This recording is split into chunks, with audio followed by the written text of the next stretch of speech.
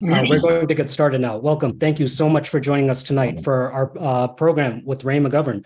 I'm really excited for tonight's program. It's a really great turnout. We had over 400 people registered for the Zoom meeting, and we're live streaming on different social media platforms. So I want to take a moment to thank Marty Schatz. I want to thank Dean Stevens, and I want to thank Cole Harrison. I want to thank the No Cold War Working Group of Massachusetts Peace Action. I want to thank all of Massachusetts Peace Action and all of Community Church of Boston. Thank you for sponsoring this program tonight. And thank you to all of you for joining us. And a special thank you to Ray McGovern for being here with us tonight. Ray is going to give us a talk. And so that's the format of tonight's event. We're going to hear a talk from Ray, and then we're going to get into a Q&A. So Ray's talk tonight, it's not going to be just a situation report. Rather, he's going to don his old hat as presidential briefer and will draw on old school media analysis and the expertise of weapons experts to examine one key motive behind Russia's invasion of Ukraine. After the US withdrew from the ABM Treaty, missile hopes started to appear in NATO allies Romania and Poland.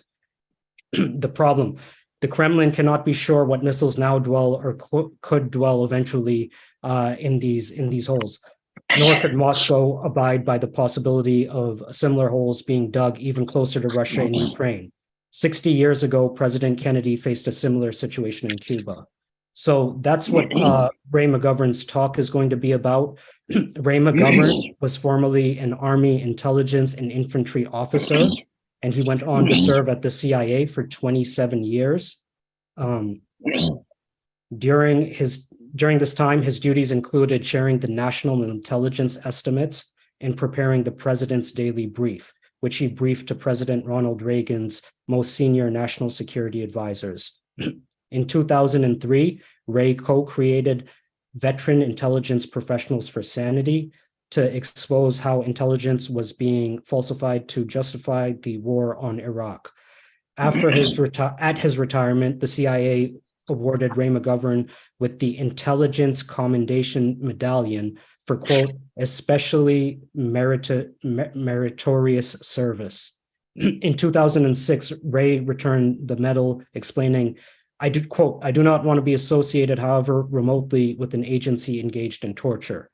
Along with being fluent in English, Ray is also fluent in Russian and German and Spanish. Ray, welcome. Thank you so much for joining us today. Thank you, Amar, and thank you all for tuning in. I hope you'll pardon this cold that I have, and I hope I'll be able to get through this without coughing too much. Amar, can we have the first slide, please? I gave this a curious title. If the shoe fits, wear it. If the missile fits, beware. You should get an idea of what I'm talking about as we go along. But let me start by saying that when I donned my old hat as a representative of the Director of Central Intelligence, this involved my having access to the very best specialists, whether they were from NSA or they were from the Pentagon. I had my tasking at one point. It was Western Europe as well as the Soviet Union. And I could pick on these people and draw on their expertise, learn from them, and then tell it like it was. Now, one recent example, just to set the stage here, is a fellow named Bill Binney, who was by and large the smartest guy ever worked at NSA. Even his old colleagues that don't abide by his opposition to a lot of what NSA does agree on that. I was able to turn to Bill Binney in our Veteran Intelligence Professionals for Sanity group to tell me, what about this Russian hacking bill? For God's sake, all kinds of circumstantial evidence is being adduced by the New York Times and by the intelligence community, but there's no evidence, for God's sake. Tell me about this. So that's what Bill did.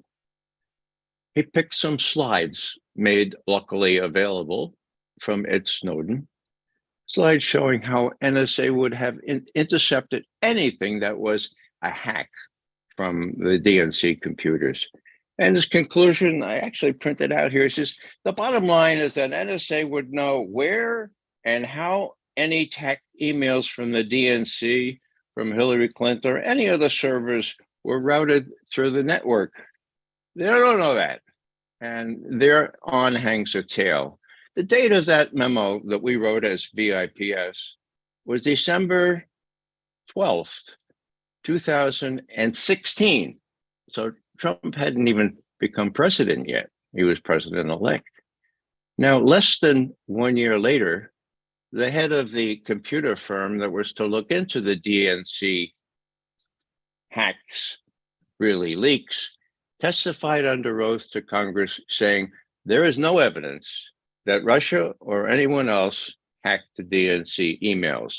There is no exfiltration that we looked after our comprehensive and thorough look.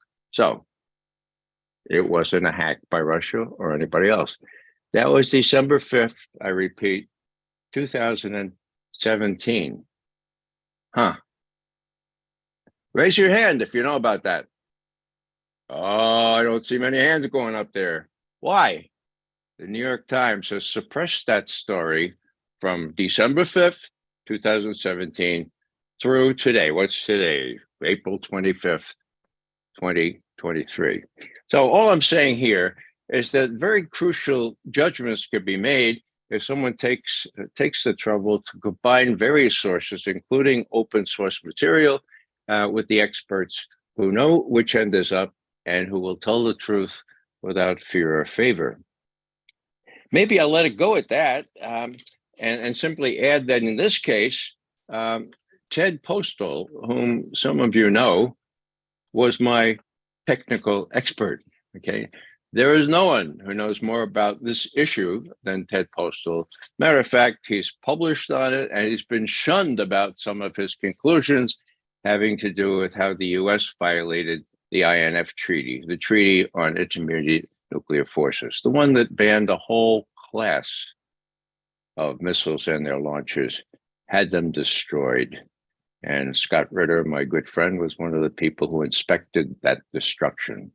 So Ted Postal has given me some sexy slides.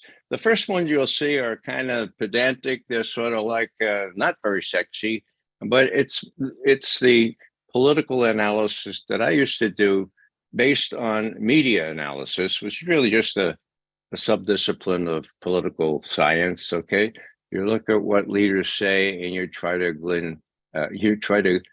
glean interesting information from those. So what I saw Mr. Putin saying, and actually I was in Russia at the time he said these first remarks to Western journalists, was really intriguing. I have 3 slides, which I will read through very quickly for those who maybe later have podcast earplugs or whatever.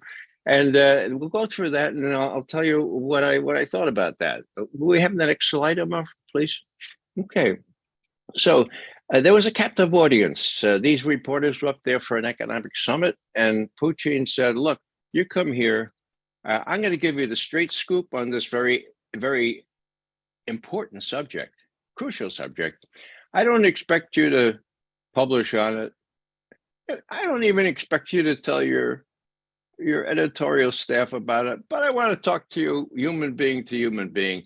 And this is some of what he said. The US, has placed their missile defense system, in quotes, in Romania, saying that we must protect ourselves from the Iranian nuclear threat. Now, just as an aside, I asked Ted Postal, could you do a map of Europe and Poland and Romania and Iran? He said, why? I said, well, you know, a lot of Americans, they thought Ukraine was in the middle of the Pacific. So he says, look, you'd be insulting people. Everyone knows that Iran is far and out of range. So there's no map of Iran in correlation with Poland or Romania. Here's what Putin is saying. There is no Iranian nuclear threat, especially after that 5-power agreement was reached, but the missile systems are continuing to be deployed. We're talking about Romania. This is 2016. So they built the system, and now it's being loaded with missiles. Next slide, please. These missiles are put in capsules, containers, used for sea-based mid-range Tomahawk rocket launchers, which are offensive missiles. Now, one could put them into position in Romania, for example, in a matter of hours. And then what kind of system, what kind of anti-missile system are we talking about? More important, how do we know what kind of missiles in there? All you have to do is change the program. That's all it would take. Next slide, please. Finishing up on what Putin told these Western reporters, this could happen. That is, changing the program could happen very quickly, and even the Romanian government itself wouldn't know what's going on. Do you think they would let the Romanians call the shots? And nobody is going to know what's being done. Not the Romanians, not the Poles. The Poles were slated for this kind of installation as well. The Poles won't either. He doesn't say this, but neither will we.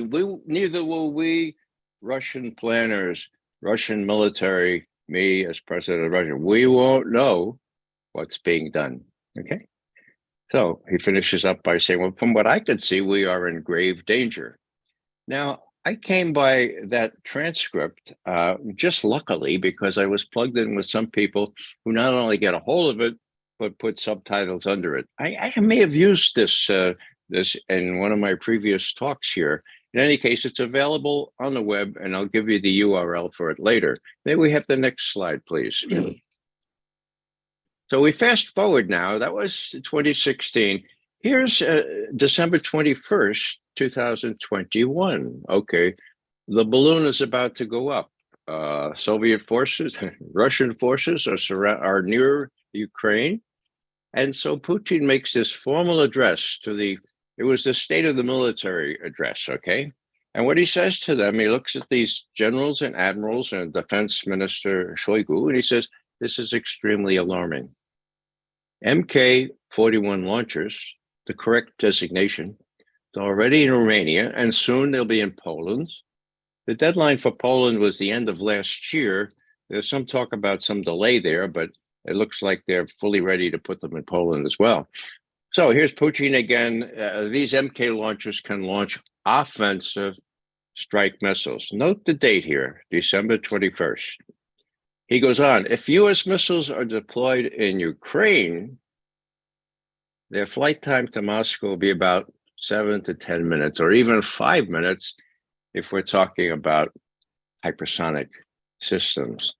Again, this is a huge challenge for us, for our security.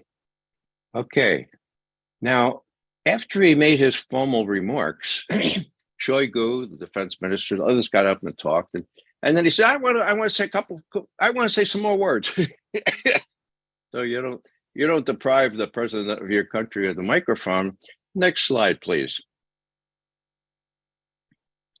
I'd like to have a few words. Okay. He goes into what he deems the illegality of what the US did in Yugoslavia, in Iraq, and Syria. And then he makes a distinction. He says, what the US is doing now in Ukraine is not happening thousands of kilometers away. It is on our doorstep. We simply have nowhere to retreat. He's telling his leading generals and admirals this on the 21st of December. The US does not have hypersonic weapons yet, but we know, and we will know, when they have them. Они знают, что мы знаем. They know that we know, okay? They will supply hypersonic weapons to Ukraine.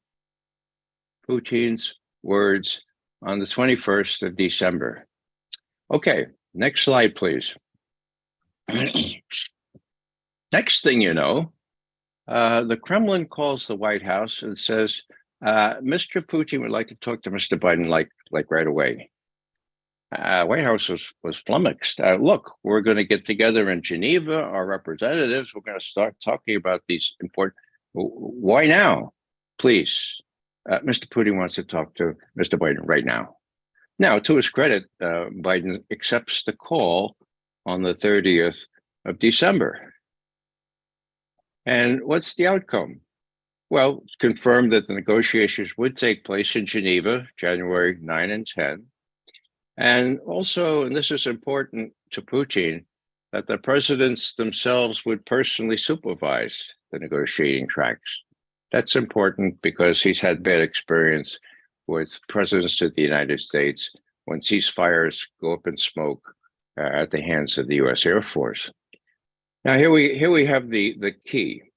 In this context, President Biden emphasized that Russia and the U.S. share a special responsibility for ensuring stability in Europe, and that Washington has no intention of deploying offensive strike weapons in Ukraine. Whoa. So, December 21st, Putin says when they get hypersonic missiles, they're going to deploy them in Ukraine. This is a real threat to us. On the 30th, Biden tells him, Washington has no, this is a quote from the readout, Washington has no intention of deploying offensive strike missiles in Ukraine. Whoa, next slide, please. What was the reaction on the Russian side? Whoa, Ushakov, Yuri Ushakov, who's the main aide to Putin on these matters. He says, well, we're really pleased. He emphasizes that Biden's pledge not to deploy offensive arms in Ukraine amounted to an acknowledgement of Russian security concerns. Wow, this is something that the Russians were lusting after, right? Acknowledgement that they have security concerns here. Ushakov stressed that this was one of the goals that Moscow hopes to achieve with the proposal it had just made, the proposals for security guarantees from the US and from NATO. Those draft treaties that were given to the US and NATO just a week or two before. Well, actually, if you look at it and you read the text of those draft treaties, Ushakov is understating the case. Well, I'll just read this. The U.S. non-deployment of offensive missiles in Ukraine, that kind of assurance addresses a key issue embedded in no fewer than 5 of the 8 articles in the Russian draft treaty on security guarantees. So you got more than half of the main issues listed in the draft treaty addressed by this one thing here, which seems to have happened all of a sudden, right? Biden made this assurance, and it was just 9 days after Putin was telling, or 10 days after Putin was telling his folks, this is a real problem. Whoa. So no wonder Ushakov is upbeat. Okay, next slide, please. Downbeat. February 12th. What's that, about 6 weeks later? 2022 now. Ushakov briefs the media on Biden, Putin's most recent, actually it may be their very last telephone call or tete-a-tete virtual. So this is a quote from Ushakov. The Putin-Biden telephone talk today followed up on that, on the one from December 30th. Okay, so it's a follow-up.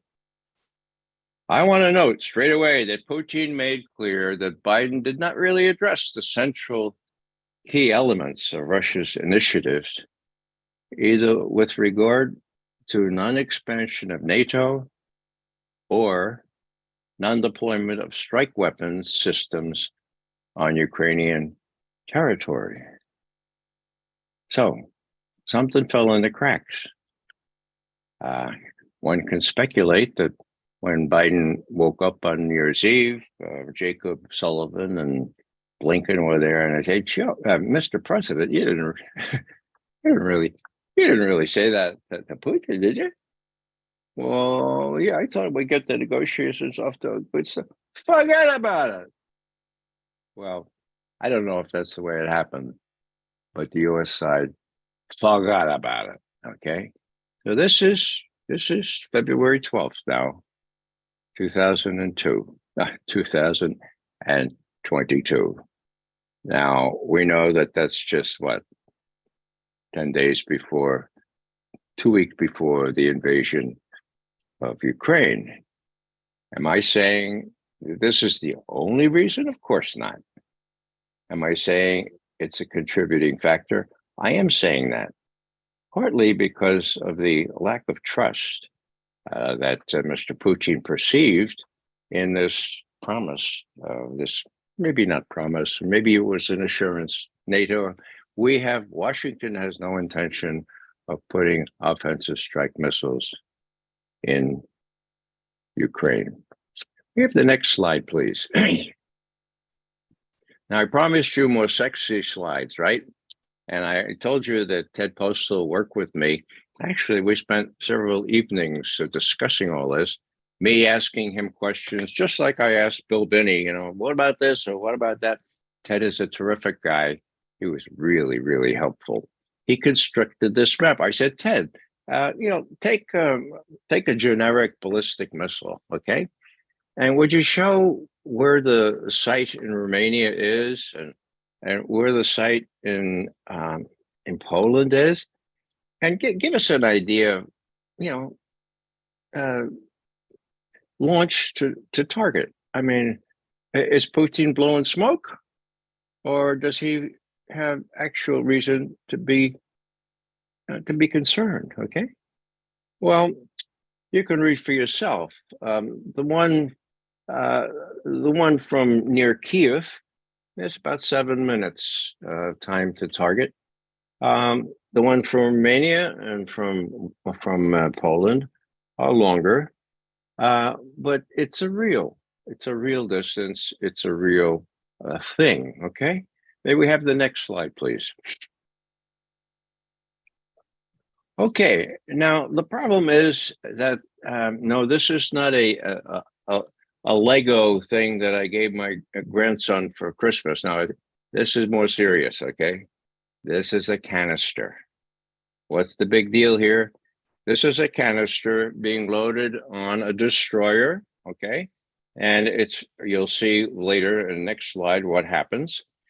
This canister can accommodate all manner of missiles, cruise missiles, as well as anti-aircraft missiles, as well as anti-submarine missiles, okay? You can't tell from the outside what's in that canister. Here they are loading it or unloading it. We were not really quite sure on one of these cruise missile, one of these Aegis type destroyers. Maybe we have the next slide, please. Okay, just to show you about these canisters. Okay, they can accommodate a Tomahawk cruise missile. That's the one on the left. And they can accommodate all these other things to the right. I'm not going to go through the others. The idea is that what the Russian word is container, these containers can contain any variety of these missiles, and you don't know from looking at the top which ones are in there. Next slide, please. Okay, now here they are. It looks like they're inserting it into one of those things on ship holes. Okay, now I don't know about you, but I'm sort of an old guy, and I have this pill box, and don't those things look a little bit like pill box, so you don't take too many pills one day and then not so many the next? Well, that's what it looks like. And when I talked to Ted about this, I said, Ted, can't they get that thing in there easy enough? I mean, why do they have that guy in the middle with the red hat? Why do you have to download the instructions, for God's sake, from Google? And then that woman in the yellow hat, I think it looks like she's doing a little Tai Chi or something to spirit the thing down into the hole. He said, Ray, don't say any of this stuff.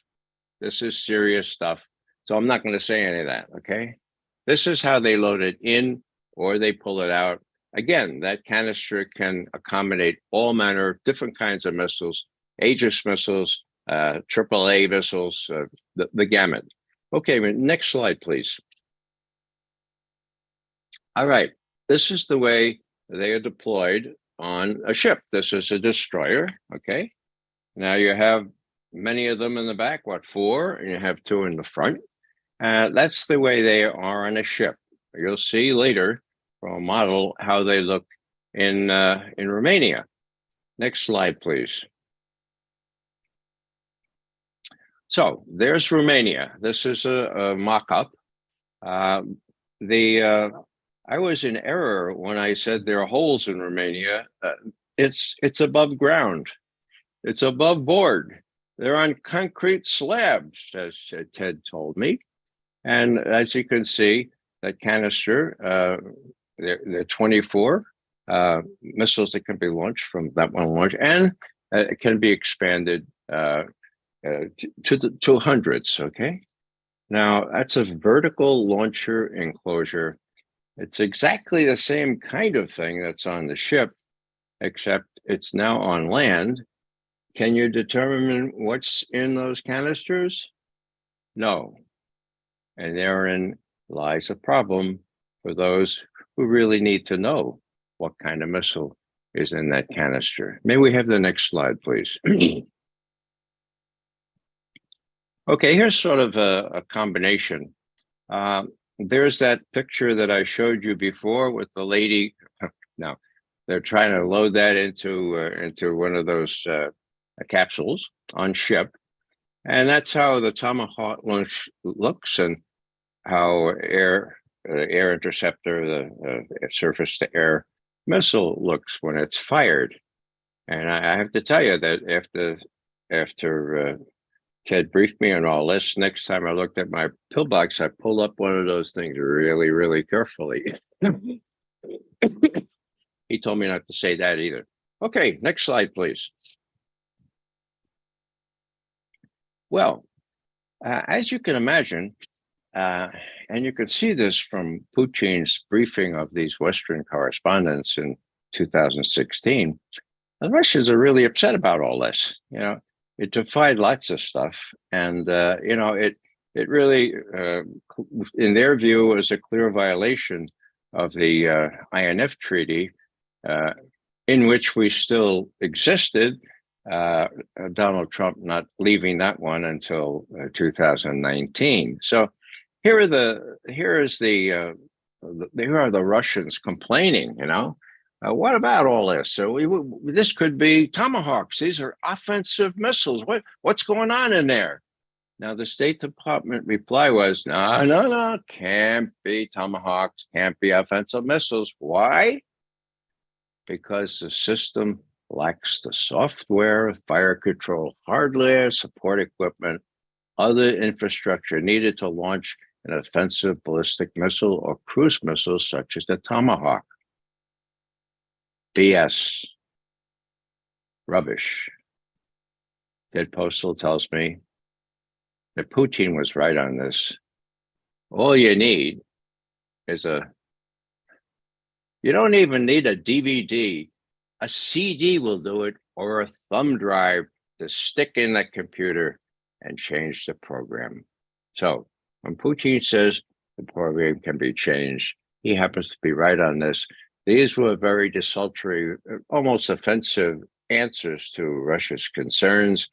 Ted gave me a very elaborate graphic to show how all this is done, these 3 things that could be easily done overnight. And but I won't bore you with that. I was a little busy. We have the next one, please.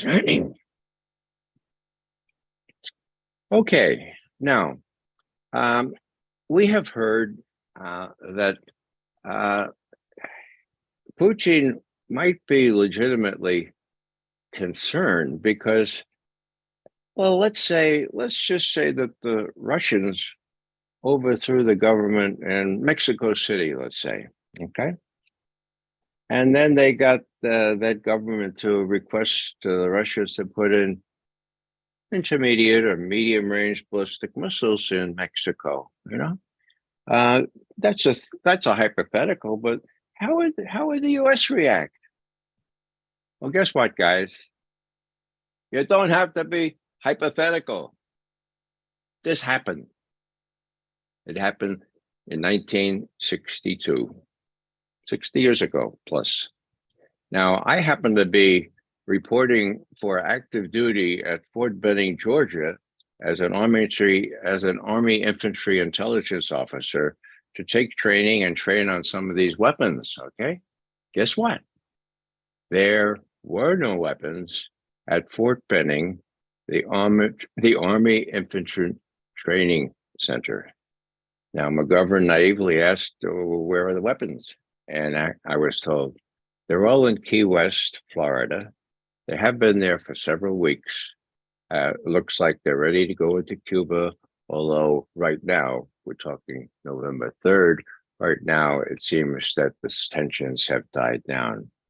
Okay, I'm just saying that because that was what I experienced personally.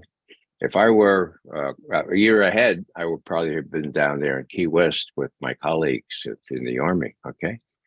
Now, so what I'm saying here is that when the Cuban Missile Crisis happened, and those of you who are a little bit younger than me, which include probably a lot of you, might remember that Khrushchev got this idea, hey, Fidel Castro wants me to put these ballistic missiles in Cuba to defend them so the U.S. won't try to overthrow his government anymore like they did before.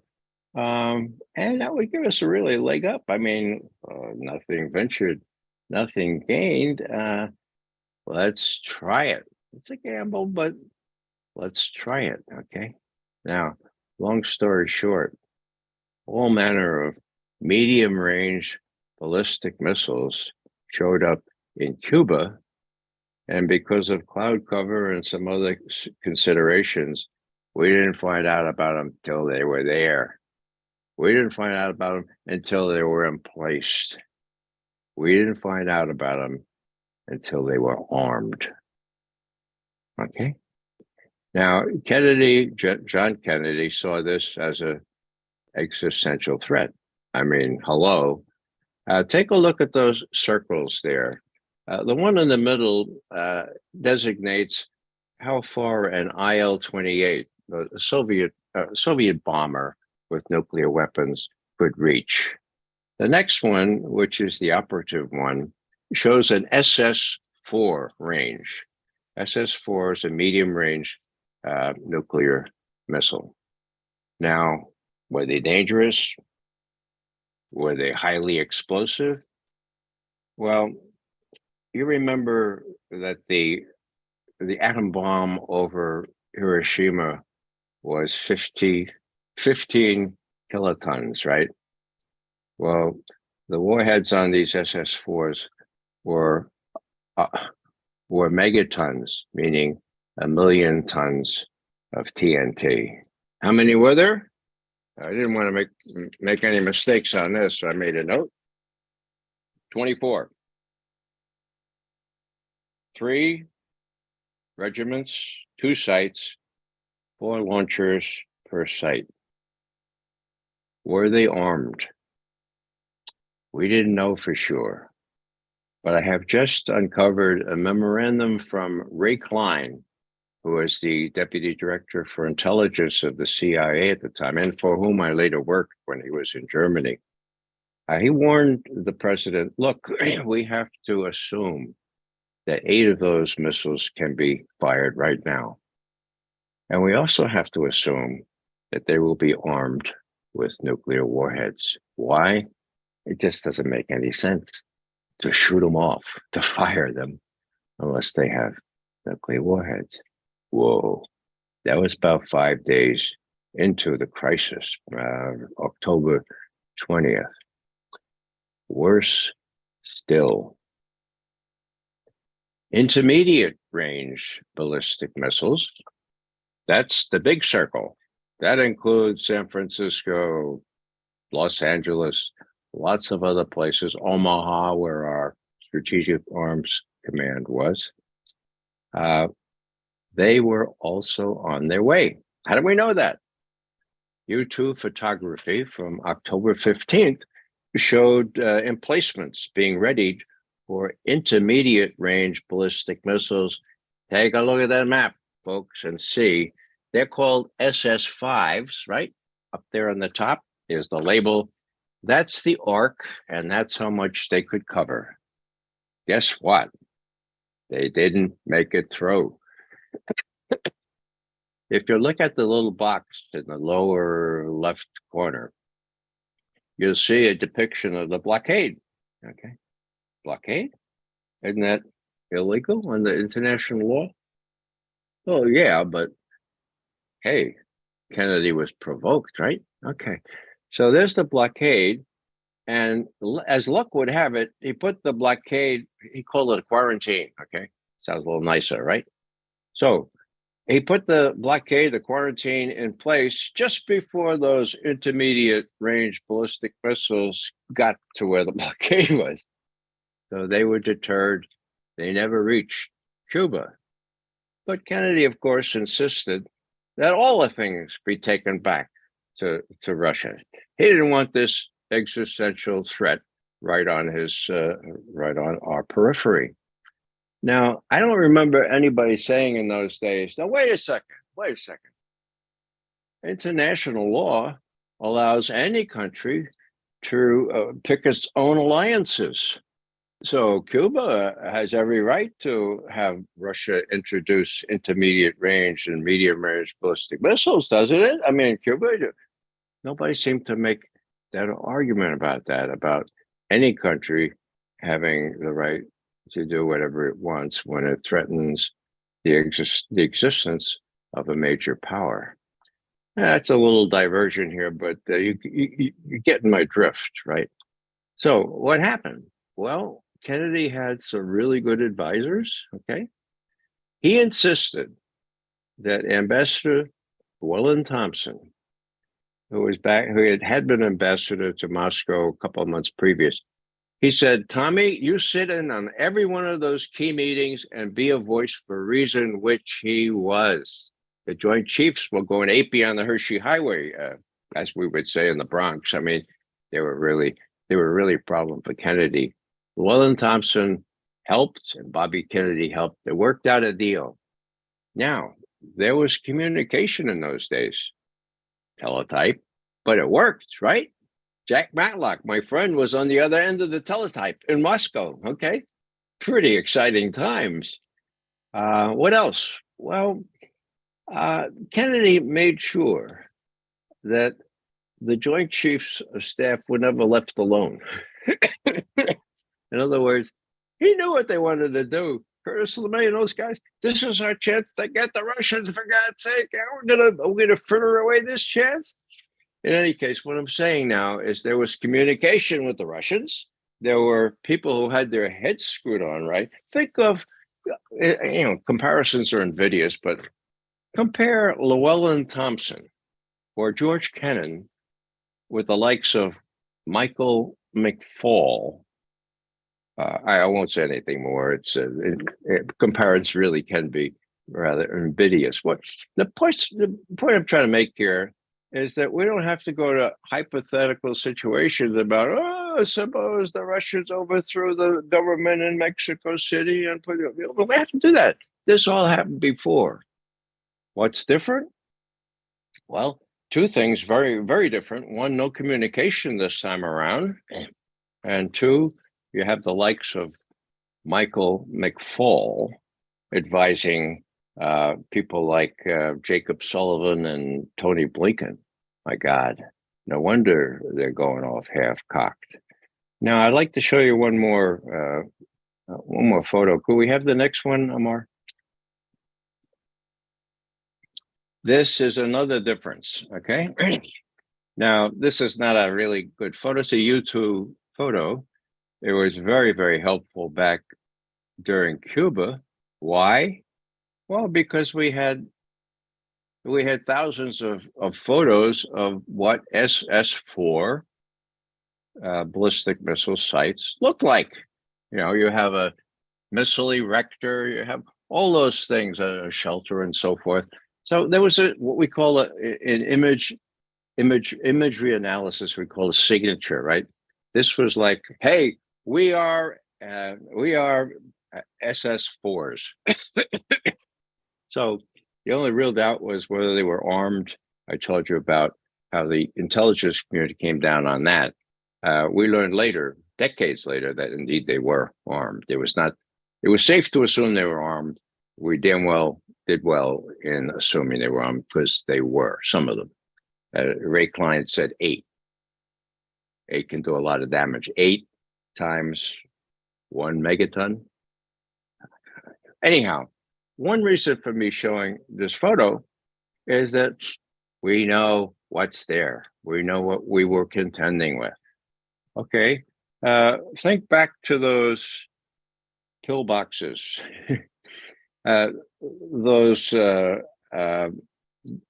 those capsules or those canisters. We don't know what's in those. Now, am I saying that this signature was an argument for stability because we know what we were contending with? I am saying that, and I'm saying that if the Russian military are looking at these canisters in Romania, and they're probably now already installed in Poland, they don't know what's in those canisters, okay? Those canisters, as I tried to prove, can accommodate all manner of missiles, including, remember, offensive strike missiles. So just to finish the little chronology here, well, I won't go over the chronology. I think it was clear enough. December 21st, December 30th, and the next summit and all that kind of thing. Maybe I've gone on long enough here. Maybe what we ought to do is just finish up. And I want to show you 2 more slides. May we have the next one, Amar? Okay. Here's Dan Ellsberg. He talks a lot about the Cuban Missile Crisis in his terrific book. If you haven't read The Doomsday Machine, you need to. It is, in my view, the most important book out there these days. Well, it's out there 15 years or so now. It needs to be read. So what Dan says there is, as I saw it, I presume Khrushchev saw it this way. He was just as outgunned in strategic nuclear forces as he was, obviously, in conventional terms in the Caribbean. The Caribbean, okay. Well, think the Black Sea. Do the comparison. Khrushchev's long private telegram, says Dan Ellsberg, told me that he understood, and Khrushchev had his feet on the ground. He knew when a gamble had failed. He didn't want to unleash destruction. Nothing ventured, nothing gained. Sorry, Fidel, we're pulling them out. We know international law requires that we do what you asked us to do, but you have every right to ask us, but we're pulling them out, okay? Next slide, please.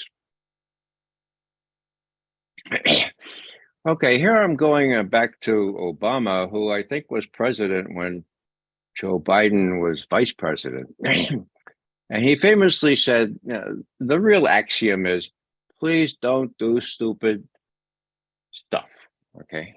Used another word. Now, what he said on Ukraine is pretty telling.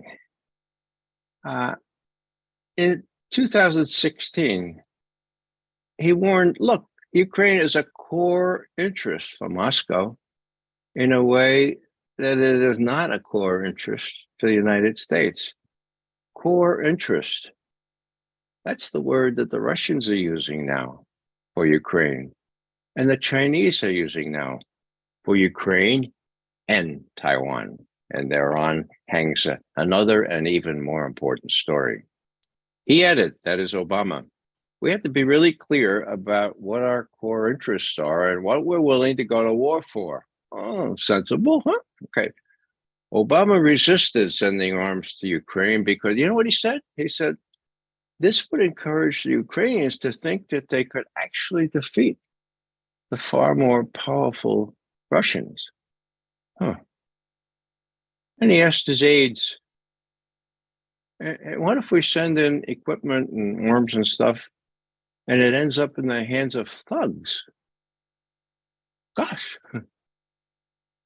What I'm saying here is that there can be reasonable approaches to these things on the part of Khrushchev, who backed down as Dan Ellsberg was sure he was going to. Who's going to back down this time? Does Putin view these missiles and other threats having to do with Ukraine as an existential threat or as a core interest? I think he does. Does the Biden administration consider Ukraine a core interest, an existential threat? Well, from a political point of view, I suppose, but from a strategic point of view, I don't think so. And so, what's the bottom line here? I think people like Massachusetts Peace Action, we have to be informed about such things. Please, don't anybody think that I'm saying this is the only reason that Putin decided to attack Ukraine. There are at least two other main reasons I'll mention in passing. One was the fact that the Ukrainian forces trained up to NATO standards with NATO weaponry were about to descend on the Donbass, and that's clear now. And the other, even more important factor was that Putin, contrary to all expectations, got Xi Jinping's buy-off on this, got his nihil obstat. He explained to him on the 4th of February, this is what I'm going to have to do, given the circumstances. And Xi reversed centuries of declaratory Chinese policy. Westphalia, Westphalia, Westphalia. No, voters are inviolate, He said, we'll make a special exception here. We'll give you a waiver on Westphalia. That's what happened. That's the biggest thing that happened, and it's gotten even closer now. So when we talk to people like we're talking now here, Massachusetts Peace Action, let's kind of remember that once we know more about what the situation is, that peace is, at least in the biblical sense, simply the presence of justice. And justice has to be fought for sometimes and sacrificed for. And so if peace action is equally, if both words are of equal merit or equal emphasis, we need to do action at this point. We're coming to a denouement. I don't know what the adolescents who are advising President Biden will encourage him to do once things get even worse in Ukraine. But we have to do everything we can to make sure that we raise our voice and maybe put our bodies into it to prevent the worst from happening. And I hope that you all will go ahead and do that. Thanks very much for your attention. Great. Thank you so much, Ray, for that talk, for that presentation, for showing us Russia's legitimate security concerns in regards to these missiles and for visualizing the missiles, and also for demonstrating the hypocrisy in U.S. policy. Like, for example, when the Soviet Union had missiles in Cuba, we can break international law and blockade, quarantine Cuba.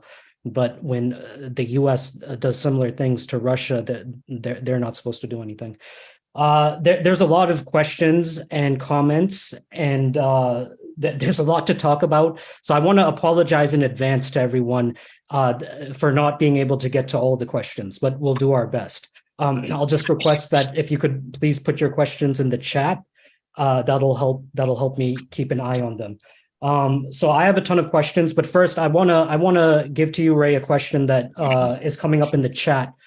People are saying that they're kind of discrediting this idea of Russia having legitimate security concerns, and they're saying that this invasion or this military operation by Russia, it's motivated by Vladimir Putin's desire to rekindle the Russian imperial empire. Well, what would you say to that?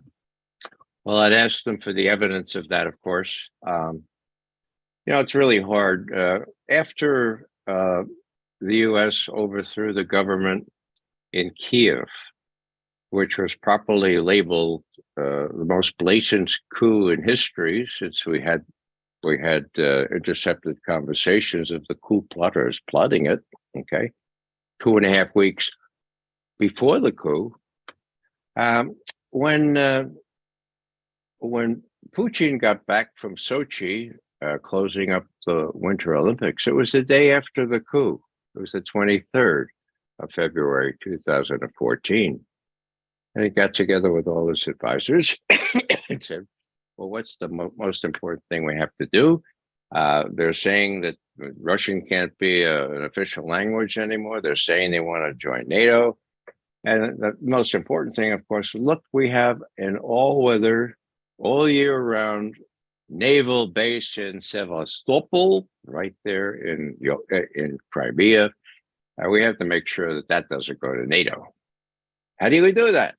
Well, it's an accident of history that Crimea is part of Ukraine and not part of the Russian Federation. Khrushchev, when he came in 54, right after Stalin died, he needed a lot of help, and he thought, well, he's almost Ukrainian, right on board. He got a lot of Ukrainian support by saying, hey, let's give Crimea to Ukraine. Okay, that's how it happened. You mean, how did he do that? Well, he took a piece of paper, Khrushchev, and he did an ukaz. You know what ukaz is? So let it be. Okay. So Putin said, well, I don't want to do that. Maybe we'll have a plebiscite. I mean, we know how that would go. Most of these people are Russian stock. Some 80 to 90% of people would want to join us. So they did a plebiscite. And the vote, of course, was to rejoin Russia. Now, a month after the Crimea was annexed into Russia proper, Putin got up and there was a big celebration. He said, well, month anniversary here. He said, but I have to tell you, the real reason why we had to deprive Crimea from going to NATO. He said, we were not wanting Ukraine to go into NATO, but even more important, his words, even more important was to prevent offensive strike weapons from going on the periphery of Ukraine targeted at Russia. Now, that's 2014, April 2014. So I didn't include that in my remarks, but it goes way back beyond 16 or 15, 14, right after the coup. That was the benchmark. Now, the thing that I would like to emphasize here is there's not one scintilla of evidence, not one, that had ever entered Putin's or anybody else's head. Oh, let's annex Crimea until there was a coup in Kiev. And we know who arranged the coup. So, if there were evidence before that, even if the rhetoric from the West was so bad against Putin, it wasn't. It only started when we did the coup and reacted by protecting his sole all year round naval base set there by Elizabeth the Great, not Catherine the Great, for God's sake, at the same time as our revolution. So people can argue that the Soviet Union really didn't implode, that there's this revanchist sort of thing where they really want to take over the world again, or they really want to take over the rest of Europe, or the Baltics are next, or Poland is next. all I'd say is, give me some evidence of that, please. Have you been in the Baltics? I have. Why the hell would no reflection here, but why would Russia want to take over the Baltic? I don't know. It seems to me the burden of proof is on those that say that the Soviet Union really didn't disappear. These guys still want to take over the world. There's no evidence of that. I'm sorry. I'm an evidence-based analyst. Great, thanks, Ray. Sometimes I hear people say people who are opposed to war and peace activists, and they want peace. So sometimes I hear some of them say things like, Russia should pull out of Ukraine. Russia should leave Ukraine. And I think that sorry, I just lost my train of thought. But I'm thinking that what I'm thinking is what you described to us tonight about these missile placements around Russia and pulling out of the ABM Treaty, and about Russia's legitimate security concerns. You spoke about the events of 2014 in Ukraine when we did a coup and the US has been expanding NATO. Russia has all these legitimate security concerns. There was a negotiated Minsk Accord that the US and the West didn't follow through on. So we're like ignoring Russia's legitimate security concerns. So what I'm thinking is that the obstacle to peace in Ukraine, it's not Russia, it's the US policymakers, because of the things you described in your talk and because of other things. Isn't that right? Well, let me talk about Minsk, for example. It's not just that it didn't work out. Now, Minsk, for those of you who don't know, right after the coup in Kiev, there were hostilities. The people in the Donbass, in Donetsk and Lugansk, Russian-speaking people didn't want to exist under this coup regime. Now, I already told you that they banned Russian as an official language. That was bad enough. They were doing other things. These guys said, no, we want to be independent. So did the people in Crimea, as we know. So what happened was there was starting to be a war. And Ukrainian forces were sent out there to suppress these people, and these people reacted. The Russians gave these people some weaponry, I'm sure, and some technical advice. But when these people in Donetsk and Lugansk said to Putin, please, annex us too, please. You annex Crimea, I mean, hello, that's, you're biased there. Annex us, please. And Putin said, no. We're going to work this out, okay? Now, what happened? They got together. The main powers here that were involved, France, Britain, and Russia, and Ukraine. And they said, okay, now let's see if we do a ceasefire. They did a ceasefire. That was good. Now, how we solve this thing? We give a degree of regional autonomy to Donetsk and Lugansk. There was no provision for that in the Ukrainian constitution, so we changed the constitution. Now, guess what? That was agreed up in early 2015, Minsk II. Since then, it was all diddly-daddling. For what purpose? To arm the Ukrainian forces so they could take back Donbass by force. How do we know that? The main people involved, Angela Merkel, François Hollande, Peter Poroshenko, and Zelensky himself has said, Minsk, that was just a delaying tactic. We want to give a breathing space for the Ukrainian forces to be built up by NATO and be ready to take back the Donbass. Now, this is not McGovern saying that. This is these major people. And I think that what ticked off the Russians most about this is that there was no contrition or regret. There was boasting. Yeah, we diddled Putin. We strung him around from 2015 all the way to 2021.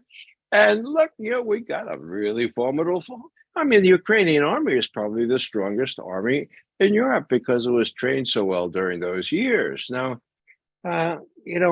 Putin was under a good bit of pressure in Russia, and he conceded. He said openly, Uh, and we should have struck while the iron was hot. We should not have trusted these guys. And everybody said, yeah, you're right, Vladimir. Yeah, don't trust them anymore. So that's part of the woodwork here. That's part of the backdrop. It's hard to trust folks anymore, not only for that, but for the kind of chronology that I tried to draw today, having to do with one specific aspect of this, that is medium-range ballistic missiles. Yeah, that reminds me of what I read in Steve Cohen's book, War with Russia, that there were people in Russia, advisors to Vladimir Putin, who've been saying for years that you can't trust the U.S., you can't negotiate with them. And unfortunately, the U.S. validates that by being so treacherous in their negotiations. Ray, can you comment for us on these Pentagon leaks? Is the takeaway message here that they show that we're being lied to by our government and media about the war in Ukraine? Is that right? Well, yeah, I think you put your finger on it, Amar. The way I look at it is that it's pretty much a distraction to try to figure out how this one airman first class got access to all this stuff. I don't think he really had access to all this stuff. A lot of this stuff, I think, has been surfaced in a deliberate attempt to show that Blinken and Sullivan and Nuland are lying through their teeth. Guess what, folks? Ukraine is not going to win. Guess what, folks? Ukraine can't win.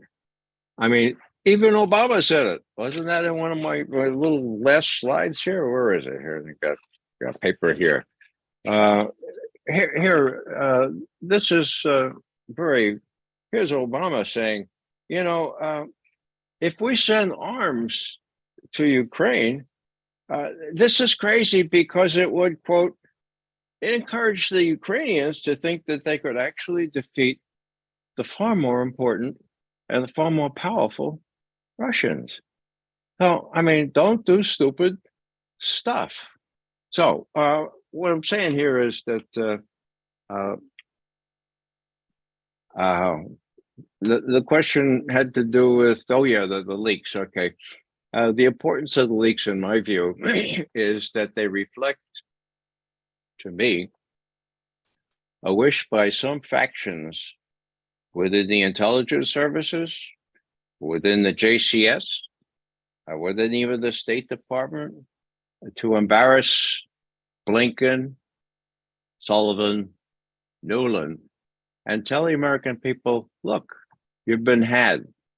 Now, I looked at the titles of very key articles that appeared in the Washington Post from April 8, 9, 10, 11, 12, 13, okay? That was when the first leaks came out. Okay, one headline, Ukraine's running out of ammunition for its for air defense. It won't have any air defense in the middle of next month. No air defense, okay? Another one, they're running out of ammunition for other things as well. Another one, the DIA, the Defense Intelligence Agency, says this is going to just go on right into next year. There's no prospect of any peace talks or anything like that. Okay, well, there were a couple of like that. The BBC did exactly the same thing. Now, what am I saying here? I'm saying that the Washington Post and the BBC don't go to the bathroom without asking the White House if it's okay. Okay, so someone gave them the go-ahead to put out this alternative story. It's not alternative truth. It happens to be the real truth. And now these people are going to have to contend with it. Even Politico, for God's sake, is saying, whoa, these guys really have a problem now because it doesn't look like the Ukrainians are going to be able to mount anything in the way of a spring counteroffensive. So what I'm saying here is that the real significance of this, in my view, so far at least, is that the American people have been given the wherewithal in mainstream media, at least for those first 5 or 6 days, to see what the real story is.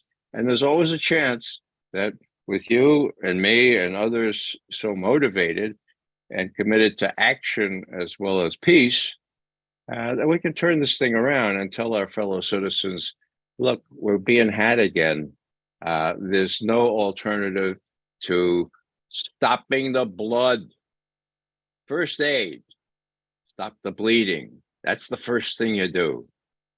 You know, while all this stuff is going on, people getting killed and maimed. So it's not necessary. It's not going to be any easier to end this thing a month or two from now than it is right now. And you have all kinds. You have the Chinese, you have the Belarusians, you have the Pope, for God's sake, saying, let's have some peace negotiations. Let's have a ceasefire. Makes eminent good sense. The U.S. is very isolated on this. I don't know how much longer the U.S. will be able to resist the pressure to do the sensible thing, sit down and talk. And then later you can talk about what motivated the Russian invasion of Ukraine. But if you don't know what motivated the Russian invasion of Ukraine, you won't understand how Russia looks at its equities and how determined Russia would be to not let this kind of threat arise again. We all want, well, so many of us, most of us want the US and Russia to sit down and talk and negotiate and do diplomacy and come to resolution on things that we have disagreements about.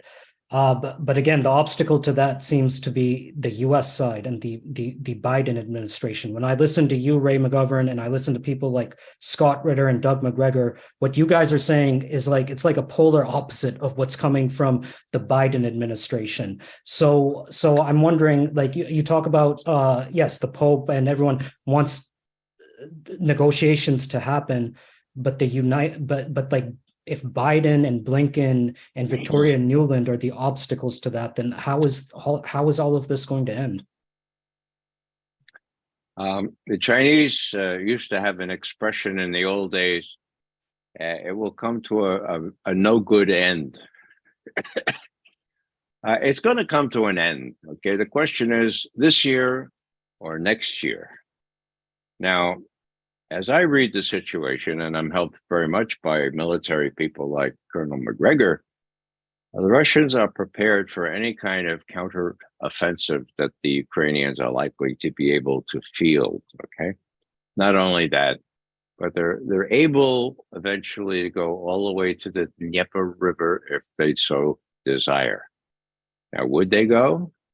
I don't think they had intended to go in the beginning of this fracas, but as Foreign Minister Lavrov and Putin himself have said, look, it's a matter of geography now. You provide these fancy missiles that go 200 miles. We have to move up where we are 200 more miles. Pretty simple geography. Now, there is a natural geographic barrier. It sort of divides Ukraine into Western Ukraine, Eastern Ukraine, the Dnieper River, okay? That would be a natural ceasefire line or DMZ, whatever you want to call it. And Putin, although nobody noticed this, nobody reads Putin's speeches or stays around for the Q&A. Putin has given a straw in the wind here, saying, Odessa. Where's Odessa? Well, Odessa is the last big port on the Black Sea that the Ukraine government still rules, okay?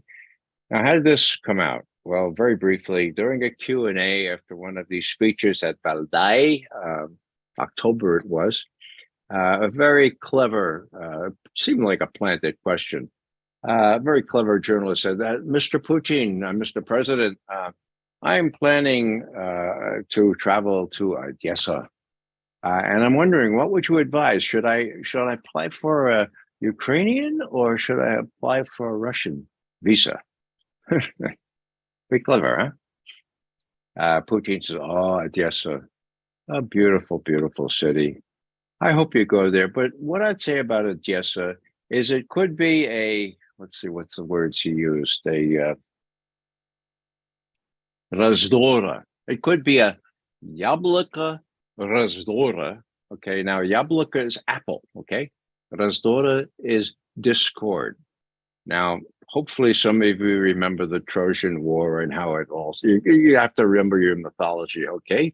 The apple of discord. It could be, yes, sir, it could be an apple of discord, or it could be a way to get together, assess each other's interests, and come to resolution of very serious problems. Putin said that. Now, what do I think he means? I think in the end, he would settle for letting Odessa be part of what's left of Ukraine, so that not just a landlocked farm for the rest of Europe, so that they will have a viable country with access to the sea. But he's not willing to give up much more. But at least there's a overture as to how this could be a yabloko razdora, an apple of discord, or it could be a way to settle differences. So there are all kinds of hints like that. And either they're missed by people like Michael McFaul and Tony Blinken and Jacob Sullivan, my God, or nobody tells them about it, or they don't think that they should tell the president this to discomfort him. In any case, the leadership of our country in the foreign policy area is a disaster. And I just hope that they come to their senses before the country itself suffers disaster, because that's what's coming in Ukraine, unless these admirals in our famous Navy who talk about these little tactical nuclear weapons, we could use those, okay? Now, please understand that once tactical nuclear weapons are put into play, there's no guarantee that we will be able to avoid World War III. So what we veteran intelligence professionals for Saturday told Biden last time we wrote him in January, said, look, you can't have both, okay? You can't weaken Russia, defeat Russia, and avoid World War III. You got that? You can't have both. So my view is that we need to kind of get together and just, this happens in wars. You don't have to be best friends. You don't have to be winning or losing. You get together and you talk and you ceasefire meanwhile and stop the bleeding. Great. Thanks, Ray. Thank you again to everyone who's here right now. Over 200 people live in the Zoom meeting and dozens watching on social media. I can tell from the chat that there's a range of views on this conflict. There's a wide range of views, and so I'm going to do my best to give Ray questions from the chat. So again, I'm going to ask everyone, please, if you could put your questions and comments in the chat, I'll try my best to keep an eye out on that. Ray, there's a question in the chat here. I'm going to read it off to you from Evelyn. Evelyn writes, Mr. McGovern, how do you explain the horrific civilian deaths and casualties of Ukrainians during this Russia-Ukraine war? How do I explain it? Well, first, I bemoan it. I think it's awful. I think it needs to stop. That's what I think I've been saying. But it won't stop until you figure out why it happened in the first place. And maybe the easiest way is to simply refer to John Mearsheimer, who years ago said that the fracas in Ukraine is the fault of the West, okay? How does he explain that? Well, very simply, not unlike what Obama was quoted as having said by me. Look, Ukraine is a core interest to a major superpower, okay? Now, when a major superpower feels an existential threat, it's going to remove that threat. Now, does Ukraine have the right to join whatever alliance? Of course it does under international law, but Mearsheimer comes from a school of realism. It may be unfair, it may be terrible, but you have to understand that's what big powers do. And I would say that if you go back 60 years, that's exactly what we did in Cuba. So that's the real world, Okay.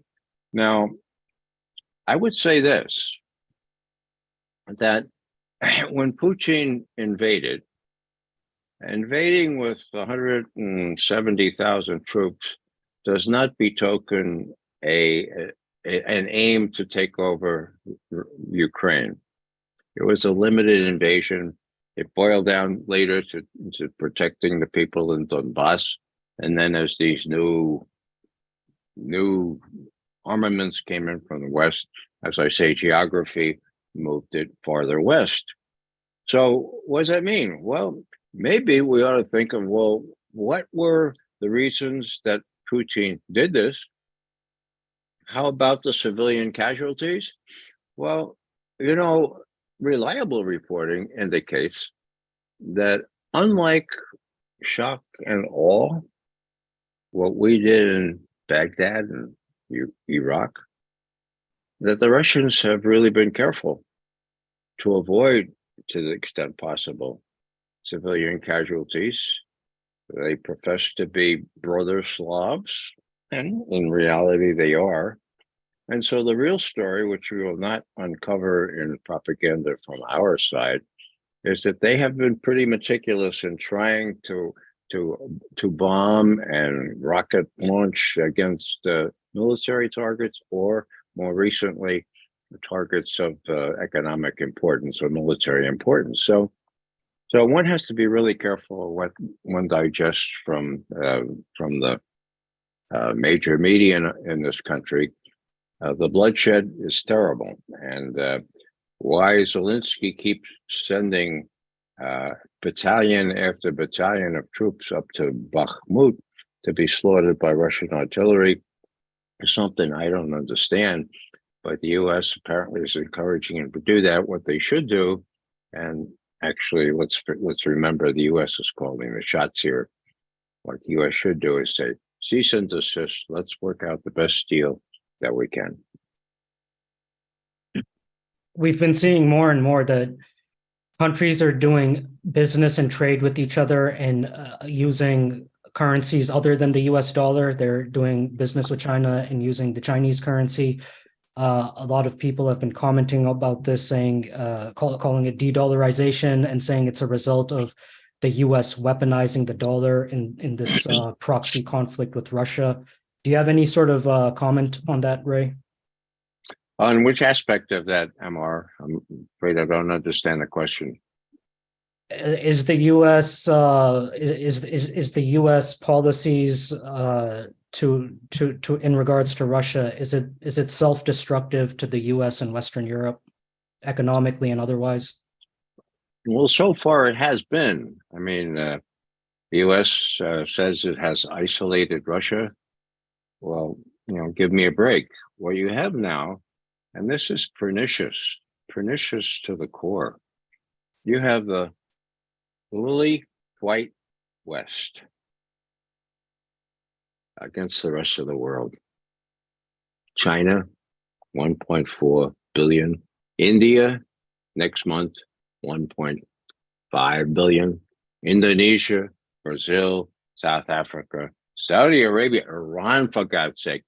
All of those folks are now following the lead of Russia and China.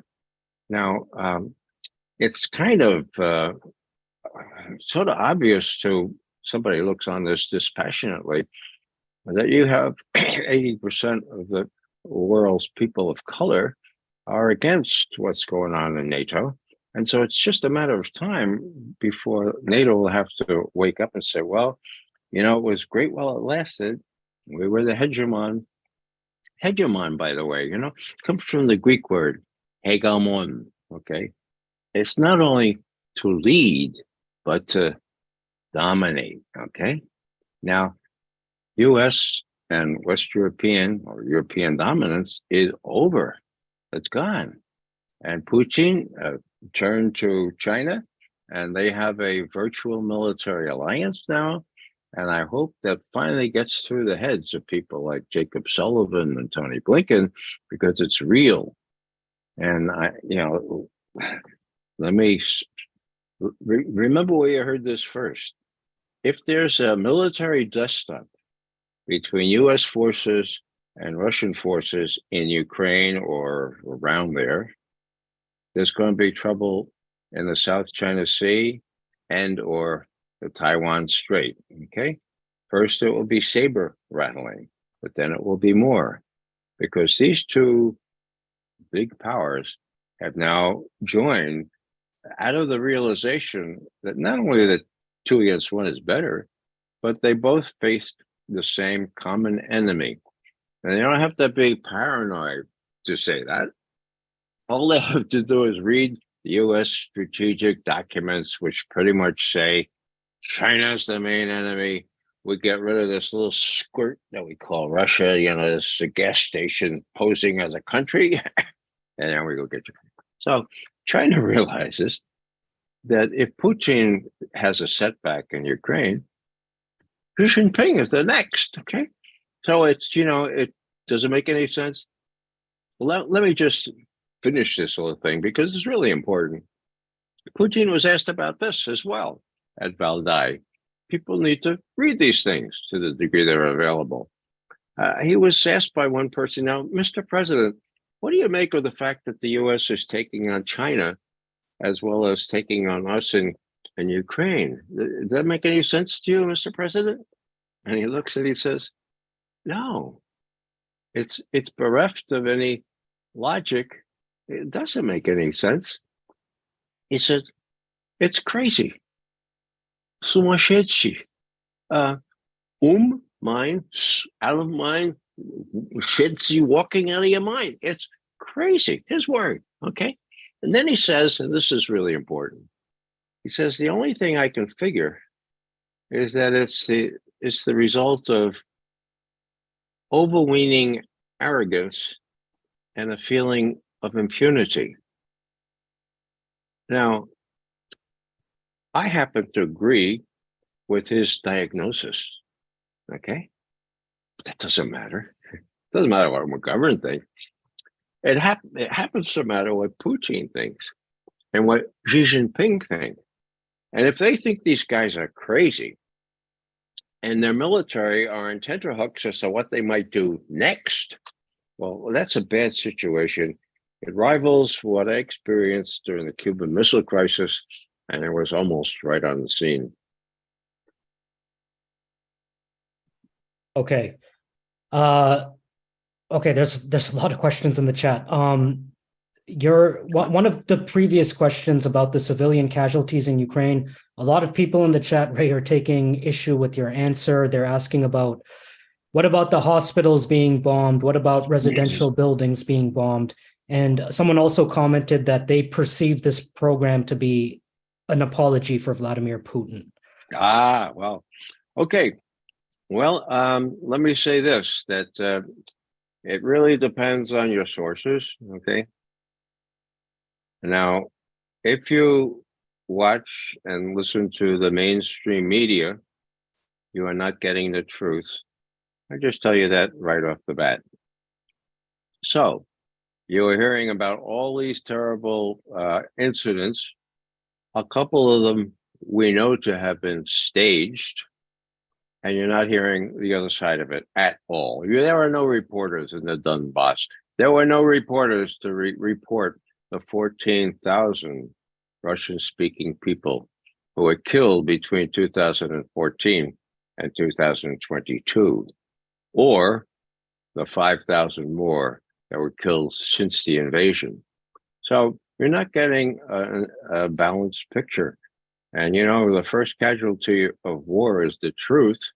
And our mainstream media has never been very good at the truth. Now, I have to tell you that I understand these kinds of these questions. They're legitimate. But I had one former colleague whom actually I worked with on the president's daily brief work. Really smart guy, He writes to me 3 years ago in an email. He says, Ray, you've lost it. You're in Putin's pocket. We can't understand what's happened. You used to know so much about Russia. What's happened? What do your children think about what you've done? You're what's happened? And then he says, I'm glad that I have a chance to denounce you, his word, denounce you publicly, because they're not going to come after me anymore, even though we work together.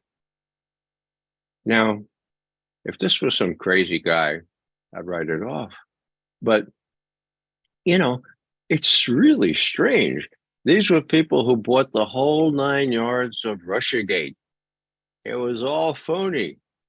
I don't like Donald Trump. I think he was the worst president I ever lived under. But Russiagate was a phony fraud. And now we know it. We now know it, chapter and verse, but it's not revealed in the mainstream press. Did you know that CrowdStrike, the cyber firm that was supposed to look into the Russian hack, testified? Its CEO testified on December 5th, 2017.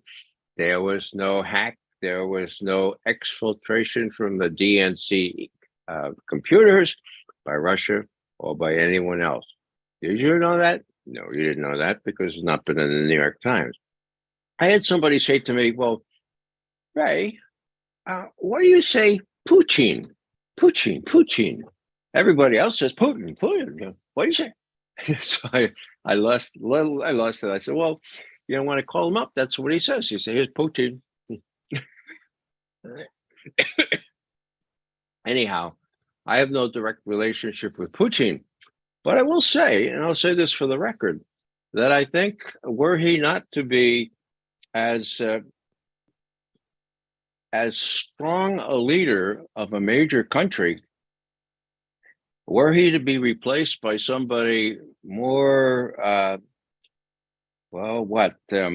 more like Donald Trump, let's say, or even more like somebody who would be very aggressive, we would be in even more trouble than we are now. So you can call me a Putin apologist. And the last thing I'll say here is that when I was in Germany about 6 years ago or so, there was this button. I used to have it around here. It said, Putin verstehe. I looked at it. Verstehen means to understand, right?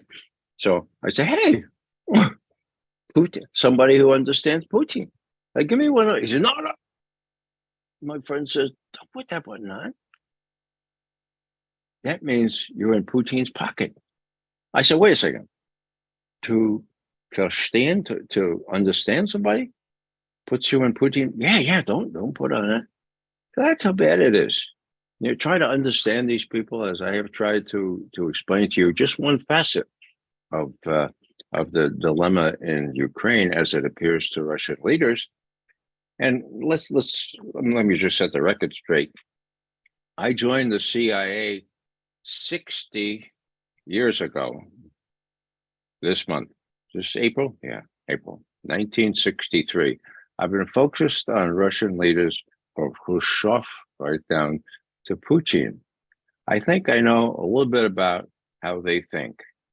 And my expertise in Russian studies goes back yet another 5 years. So, you can call me whatever you want. I'm not an apologist. I'm somebody who looks at these things, reads stuff that's suppressed in Western media, and then talks to the experts like Bill Binney on the Russian hack and Ted Postal on strategic matters like the intermediate nuclear forces. Thanks, Ray. And what you just said was totally consistent with everything I read in Steve Cohen's book, War with Russia. Who's also a very qualified Russia expert, very experienced Russia expert.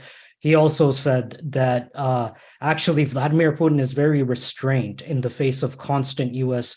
provocation, U.S. arrogance, that actually we're lucky that Vladimir Putin has shown so much restraint over so many years because another leader might not have.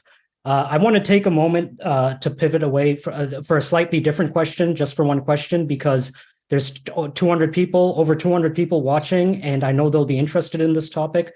Ray, what's the book behind you on your bookshelf with John Kennedy? Why do you have it featured so prominently on your bookshelf? Oh, that happened by accident. But now that you mention it, I keep it there all the time. It's James Douglas's study. It's about 17, 18 years old now.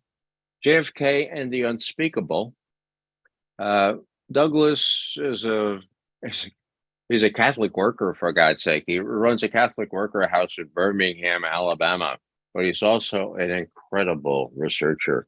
This is the best book out on the JFK assassination. Do I believe that the CIA was involved in assassinating JFK? I do. Do I have good reason to believe that? I do. And it's not only reading books, it's some personal experiences I had at the CIA as a trainee way back before John Kennedy was killed. So yeah, let me advertise this. If you're interested in this, and if you've sold a bill of goods that, I don't know, this is a conspiracy theory, let me just say this, that after the assassination, LBJ took it into his head to appoint a very, very safe Warren Commission. And the way he did that was to appoint Alan Dulles to be the chief staff guy. Well, actually, he was a member of the commission. Now, who's Alan Dulles? He was the Bay of Pigs guy. He was the guy that flicked off John Kennedy as a newcomer and arranged the Bay of Pigs and all that kind of stuff. Alan Dulles was the head of the CIA, and John Kennedy cashiered him. Now, you don't cashier a patrician, well-heeled, incredibly well-connected. His brother was Secretary of State, for God's sake. Anyhow, what happened was a long story, right? But what I'm trying to say here is that, I mean, the proof is in the pudding. I remember Donald Trump getting up and saying to the media, today is the day that by congressional law, I am compelled to release the rest of the CIA and FBI documents on the Kennedy assassination. That was 10 o'clock in the morning. 2:30 in the afternoon, President gets up before the microphone. I changed my mind. This is Trump. This is almost verbatim. I have talked to the CIA and to the FBI, and they told me they can't really declassify the rest of those documents. So I've decided to postpone it for 6 months. So McGovern is watching this, right? So he makes a little note in his calendar, 6 months, you know. What happened after 6 months?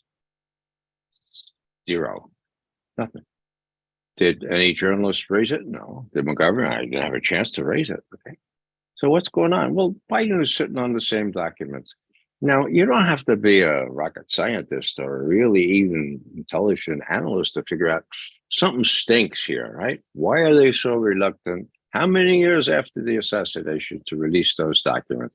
Well, I think it's a no-brainer why. They were involved. And Alan Dulles was able to set up the witnesses and the testimony and all that stuff on the Warren Commission to have this legend out there as to how it actually happened. And this is important, okay? Listen. When people objected, I mean, some people thought maybe the CIA had something to do with it. After all, the President Kennedy had been quoted as saying he thinks the CIA should be blown apart into 5,000 pieces and scattered into the ocean or something like that. I mean, he had a real animus against the CIA since they had tried to mousetrap him on the Bay of Pigs. So anyhow, people were saying, well, wait a second, Alan Dulles pretty much running the Warren Commission? I mean, we think maybe he was involved in that thing. Guess what Alan Dulles said? Conspiracy theorists. You guys are a bunch of conspiracy theorists. It's stuck. And it exists today. And that's where it really got its pizzazz. So if you want to be called a conspiracy theorist, join me in thinking that John Kennedy was done in by not only the CIA, the Joint Chiefs of Staff. He was pulling out of Vietnam, for God's sake. He was giving the world up to the communists. He wanted to get along with the communists, for God's sake. So, it's a really sad story. And James Douglas has the first 100 pages explaining the real raison d'etre for what he was trying to do with Khrushchev and how that all fell apart after he was killed. Thanks, Ray. I was last week in Boston. I was at Robert Kennedy Jr.'s presidential announcement in Boston, and I actually saw a lot of friends there from Mass Peace Action and from Community Church of Boston. And RFK told the story about how JFK realized he was being betrayed by the CIA, and his quote that he's going to smash the CIA into 1,000 pieces and scatter it into the wind. And when RFK Jr. said that, that was the loudest applause of his whole speech. It was remarkable. So that was very interesting. Then someone pulled the fire alarm during his speech. They tried to evacuate the building, and it was fake though. RFK Jr. said, "Nice try." Okay. All right. So we're going to take a few more questions before we wrap up for tonight. Ray, there's a question in the chat where actually I'll take another question from the chat. There's a few people asking. A lot of people are asking, what can we do? What can we do as citizens? And more about the path to peace in Ukraine. They want to hear more about peace. How is the war going to end, and what can they do to support peace? Well, I would refer once again to the revelations about Ukraine not being able to win. I mean, isn't that what Obama said way back when? And the situation the way it is, rather than how we've been led to think about it. And once people get it into their heads that Putin and the Russians see an existential threat here, do we see it the same way? Well, I don't think so. I don't think we should. Certainly Obama didn't. Then why can't we just kind of get together and say, well, tell us more about how you feel, Putin, and how we can allay whatever concerns you still have. Maybe, okay, we're not going to have any offensive strike missiles in Ukraine. That's clear now. You're taking care of that. Do we have to get rid of them ones in Romania and Poland? Well, maybe we could have on-site inspectors there to make sure that they're not offensive. So there are ways to work these things out, for God's sake. And the cardinal example of all this is the Intermediate Nuclear Forces Treaty itself. Now, for those who don't remember, that destroyed a whole class of intermediate and medium-range ballistic missiles already in place, SS-20s in the Soviet Union, Pershing IIs in Western Europe. They were there. They were ready to fire. The problem was this very reduced time launch to target. And Gorbachev said to Ronald Reagan, look, we don't need this. We already have deterrence from the ICBMs. Let's destroy all these things. Now, when I first heard about that, I said, right. Destroy a whole class of nuclear weapons. And I was on duty then. I was briefing down at the White House. I never thought it would happen. Gorbachev said, look, we can do it if we do a good inspection regime. Doveraj, no proveraj. Was it trust but verify? And that's exactly what happened.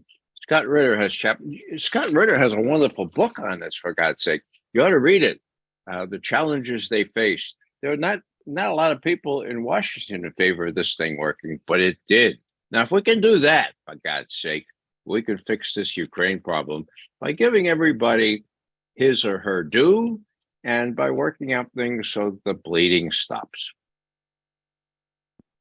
Okay, there's a question in the chat about any sort of resources, films, books, other resources that you might recommend specifically about? Hold on, let me pull up the question.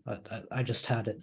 Can you recommend any documentaries or educational links that give a good overview of the history leading up to the U.S. empire's proxy war in Ukraine? And I just want to say real quickly that a couple of weeks ago, we screened Oliver Stone's film, Ukraine on Fire.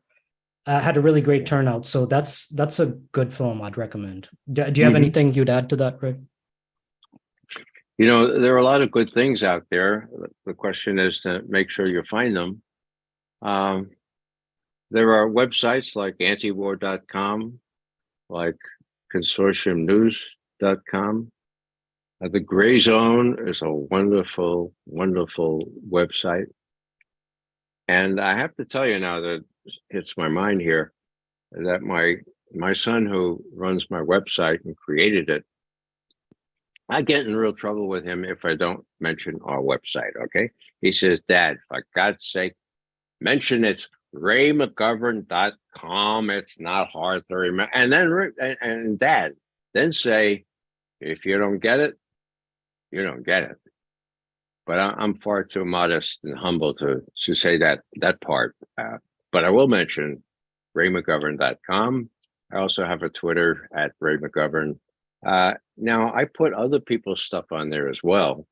And just out of curiosity, I'll mention that for the last several weeks, I've been a weekly Monday guest on Judging Freedom, Judge Napolitano. He gives me a half hour sometimes to answer his questions and so forth. So if you like my approach to things, or if you want to get even more angry because you think I'm in Putin's pocket, Judge Napolitano on Mondays would be a good place to go. Let's see. I used to recommend Amy Goodman.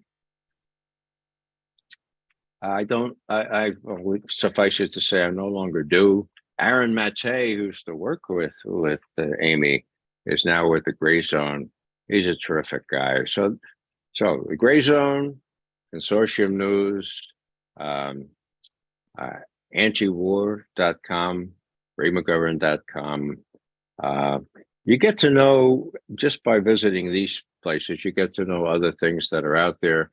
And I should add that I've done several lectures like this, even here, I think, at Massachusetts Peace Action and at the church.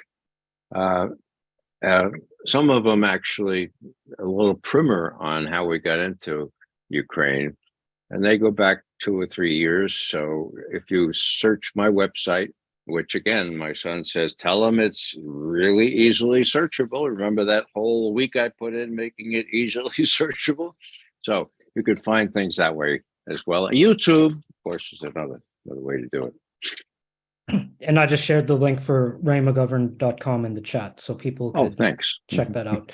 Yeah. Okay. So I think we'll take 2 more questions and then give Ray the floor for any final remarks for tonight. One question in the chat someone was asking, Ray, was, can you, when people say that people in Crimea wanted to be a part of Russia, people in the Donbass want to be a part of Russia, someone in the chat was questioning how legitimate is that? Very. Now, a rudimentary knowledge of Crimea, how it existed, how it was cultivated, how it was willy-nilly given to the Ukrainian SSR by Khrushchev for political reasons. See, it didn't matter then. It was all part of the USSR, for God's sake. All of a sudden, it came to matter. But the ethnicity and the whole, the experience of World War II in Sevastopol down there, I've been there in Crimea, Yalta. Those are really important places, and the Donbass is also pretty much self-explanatory. If you look at the history in any credible history book, except ones written by Timothy Snyder of Yale, will kind of clue you in. Okay.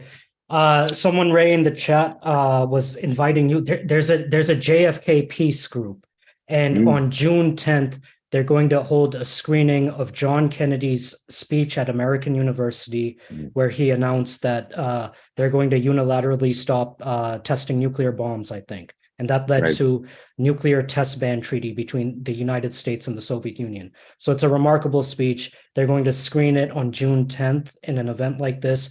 And Jeff Sachs will be joining us to talk about John Kennedy and making peace with Russia. So Ray, someone's inviting you to that. If you're free June 10th, they would love to have you there at 7 p.m. for the John Kennedy screening with Jeff Sachs. Where would this be? It's online. It's on Zoom like this. Oh, good. Yeah, sure. I can. I'm a little limited here because I'm a care provider for my wife, and I don't get out of Raleigh, North Carolina very much. But Zoom, I can do. By the way, the first 100 pages of James Douglas's book on JFK and the unspeakable is devoted in one way or another to that American University speech, which was a classic, and it's just a tragedy that those kinds of ideas have disappeared. Right.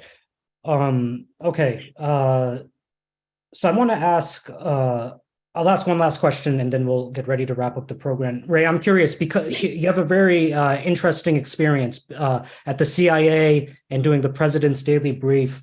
I'm wondering if you could talk about that. When you did the President's Daily Brief, were you also briefing George H.W. Bush? And also, wasn't he the head of the CIA at one point? Did you know George Bush Sr. From the CIA? I did. Yeah, I worked directly under him when he was CIA director. It was less than a year, 74, 75, something like that. So I knew him then. And then when he became vice president, I was one of we had a team of 2 briefers to go down early in the morning around 7 o'clock to brief Vice President Bush, Secretary of State Schultz, Secretary of Defense Weinberger, the assistant to the President for National Security Affairs. That was any one of 4 people who, a couple of them ended up in jail. And later we said to the president, look, the chairman of the Joint Chiefs of Staff should be given this same one-on-one treatment, and he approved that. So on any given morning, my colleague and I would cover 3 or 4, maybe, well, it was usually 2 or 3 of the people who were in town. Now, what about the president? Well, it's a really interesting story. We insinuated ourselves with the President's Daily Brief to Ronald Reagan as soon as he became president-elect. 2 of my buddies, a little more senior than I, went out to Pacific Palisades or wherever it was, and 7 o'clock in the morning, they showed up at the Reagan household and said to the Secret Service, CIA briefers. And they said, we don't have any word about this. What would see? Look, we have the President's Daily Brief here. And all of a sudden, Ronald Reagan comes down in his bathrobe. What's going on here? CIA briefer, sir, morning briefer. Oh, come on in. We were in. He loved it. Every morning, there were 2 very senior analysts that did it. Did a terrific job. He loved it, okay? Now, George Bush, of course, learned about this. So when they got to Washington, after the inauguration, George H.W. Bush goes to President Reagan. He says, I'd really like to get the same treatment, the one-on-one from these seasoned senior briefers. Would that be okay? And I think probably Secretary of State, and Reagan says, of course. So Bush says, well, now, what time would you like to, you want to get it first? And Reagan says, I think it'd really be good if you all got briefed as early as you want. And then why don't you come see me about 11:30 and tell me what I should be thinking now that we're here. So what I'm saying here, I'm saying that we seldom saw the president. What we did see were the people who would be briefing him at 11:30. Okay. That was big because each of them knew that each of the others were getting the same substantive information. It was heady. It was really important work, okay? And it was a real good example of how the intelligence cycle works at its best, because we went to deliver the finished product, okay? And that in turn drove the requirements. We have this question, we have that question. Well, how about this? That drove we went back to headquarters and we said, they need to know this. The collection devices, such as they were, whether up there or human agents, are tasked, okay? It could be that the next day we have the answer. Usually it'd take a week or so, depending on what the problem was. But you have collection, analysis, dissemination, the whole circle at the highest level.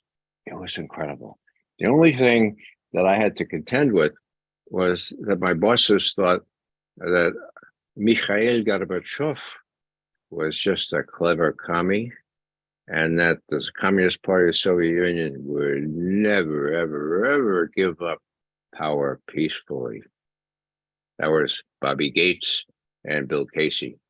So McGovern, who was known to George Shultz as a Soviet expert in his own right, was able to tread that fine line when Shultz would say to me, now, I suppose your superiors would say, I shouldn't go to talk to Gorbachev. I would say, well, sir, as you know, I don't always agree with what my superiors think on these issues. And he would know exactly what I was thinking. Now, it wasn't just me. I could depend on a whole group of analysts analyzing open sources, okay? It was called the Analysis Group of the Foreign Broadcast Intelligence Service, FBIS, started right after the Japanese attack at Pearl Harbor, evaluating, keeping track of Japanese propaganda, an incredibly lucrative discipline. And I knew these guys like the palm of my hand. I fed off them. They had such expertise, it wouldn't quit, and they always told the truth. So it wasn't McGovern going down to Shultz. It was McGovern checking with these guys who are honest, who are not working directly under Bobby Gates or Bill Casey, and gave him, and the deal, of course, was, look, Mr. Shultz, Gorbachev is the real deal. Things are appearing on the front page of Pravda that have never been seen on the front page of Pravda before. This is real. He seems to be interested in things like intermediate nuclear forces agreements. So that's what my friends think. And sotto voce, Bobby Gates and Bill Casey, I will always find 5 Russians under every rock, whether it be Nicaragua or Madagascar. Great. Thanks, Ray. Okay, I'm sorry that there's so many questions and comments I didn't get a chance to get to. I can hang around if you like. I mean, as long as I have cough drops. Well, there's one question here from Catherine. Catherine wrote, quote, why is no one talking about the fascists that are in such number, both in the Ukraine government and also the Ukrainian military? By supporting the Ukrainian government, aren't we helping fascist and Nazi powers build power in Europe? Well, the answer to the last one is yes. The answer to the first one is nobody's talking about that anymore, because 4 years ago, the New York Times was told not to mention that anymore. I mean, look at it. The New York Times were reporting on this, showing the swastikas, showing these guys, I mean, all of a sudden, now they become our friends. And, with John McCain and those guys falling in with Tony Hook and all those far-right people, even Victoria Nuland told the ambassador there in that intercepted conversation, look, keep the real Nazis off. She didn't say Nazis. You keep Sloboda and the others off. Let Yatsenyuk. He's a clean guy. Let him be the guy.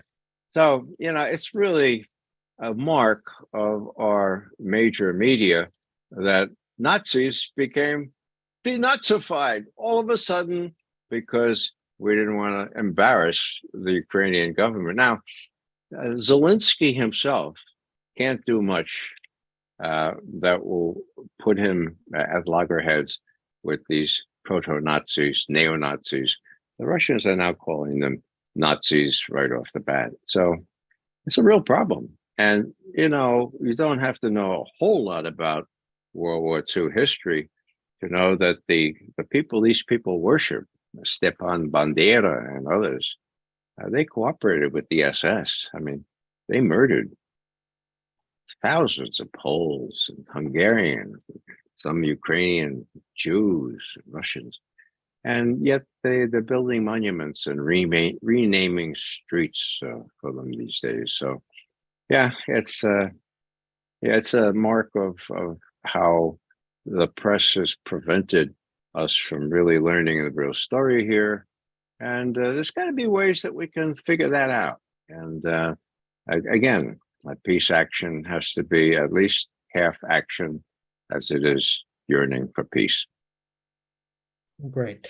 Okay. Well, Ray, thank you so much for being generous with your time. Two people have their hands raised. If you have time to take their questions, sure.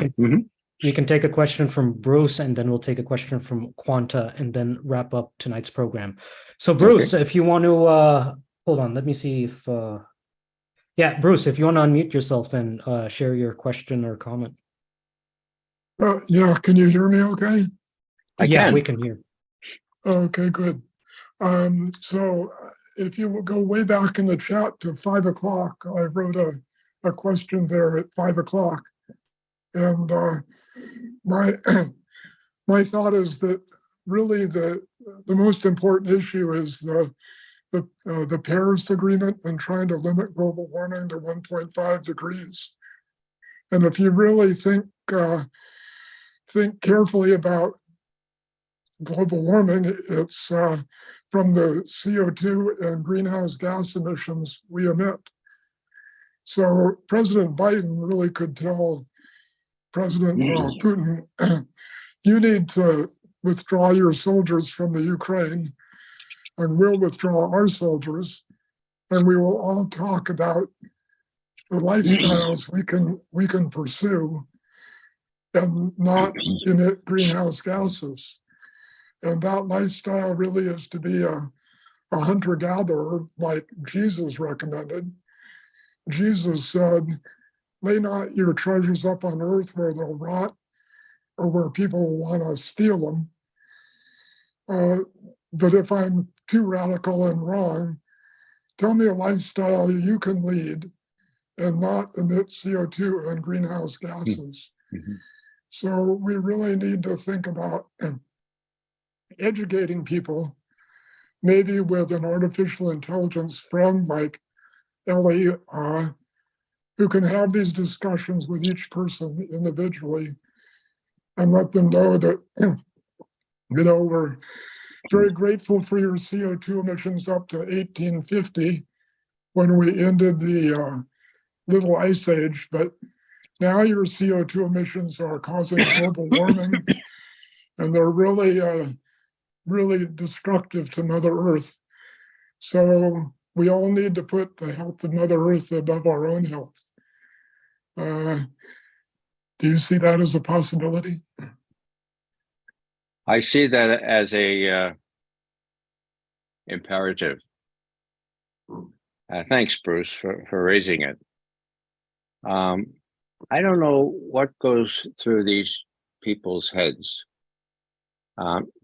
You can look at Ukraine as the mother of all opportunity costs. Think of it. Billions and billions and billions of dollars that could be devoted to challenging this problem that threatens our entire existence. Now, my wife and I have 5 children and 10 grandchildren. We care about whether they'll have a decent place where they can have clean air to breathe, where they can live a decent existence. But Ukraine is diverting attention from this transcendently important question You know what? I had some hope that some people in high reaches would realize this. And sure enough, April Haynes, who is now Director of National Intelligence, in her first briefing of the Congress, she said, look, the transcendent problem here is global warming.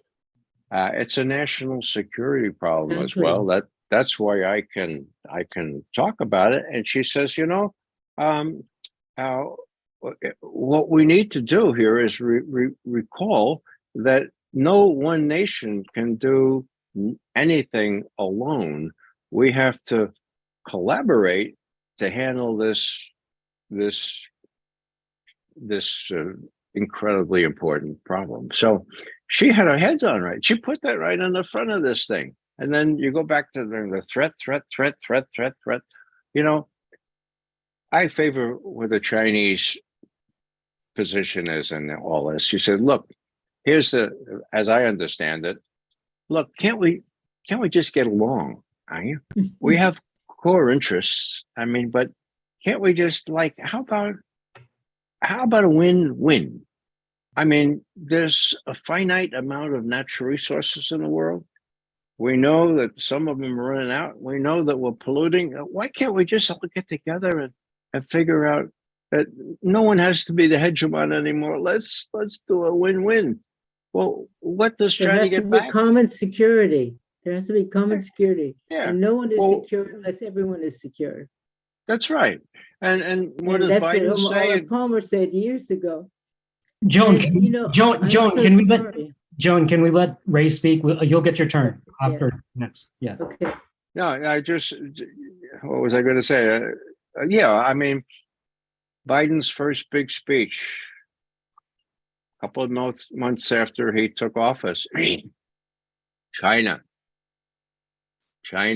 aspires not to be only the most important and powerful economic entity, but strategic entity and military. That's not going to happen on my watch. Well, that's sort of adolescent, isn't it? Juvenile, maybe, It's inevitable, Joe.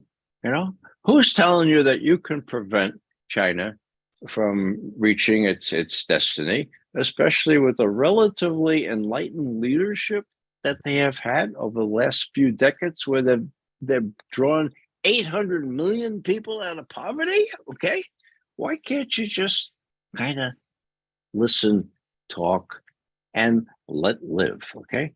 Now that requires a metanoia, the Greek word for nous, mind. Okay, meta.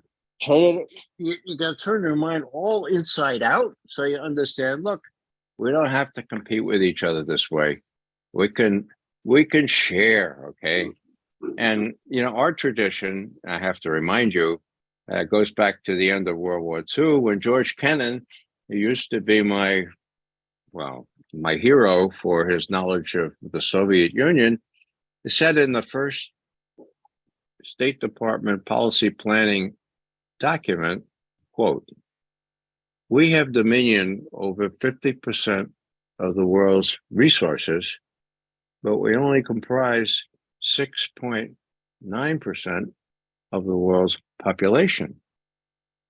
Therefore, ergo, we have to do everything we can to maintain this disproportion.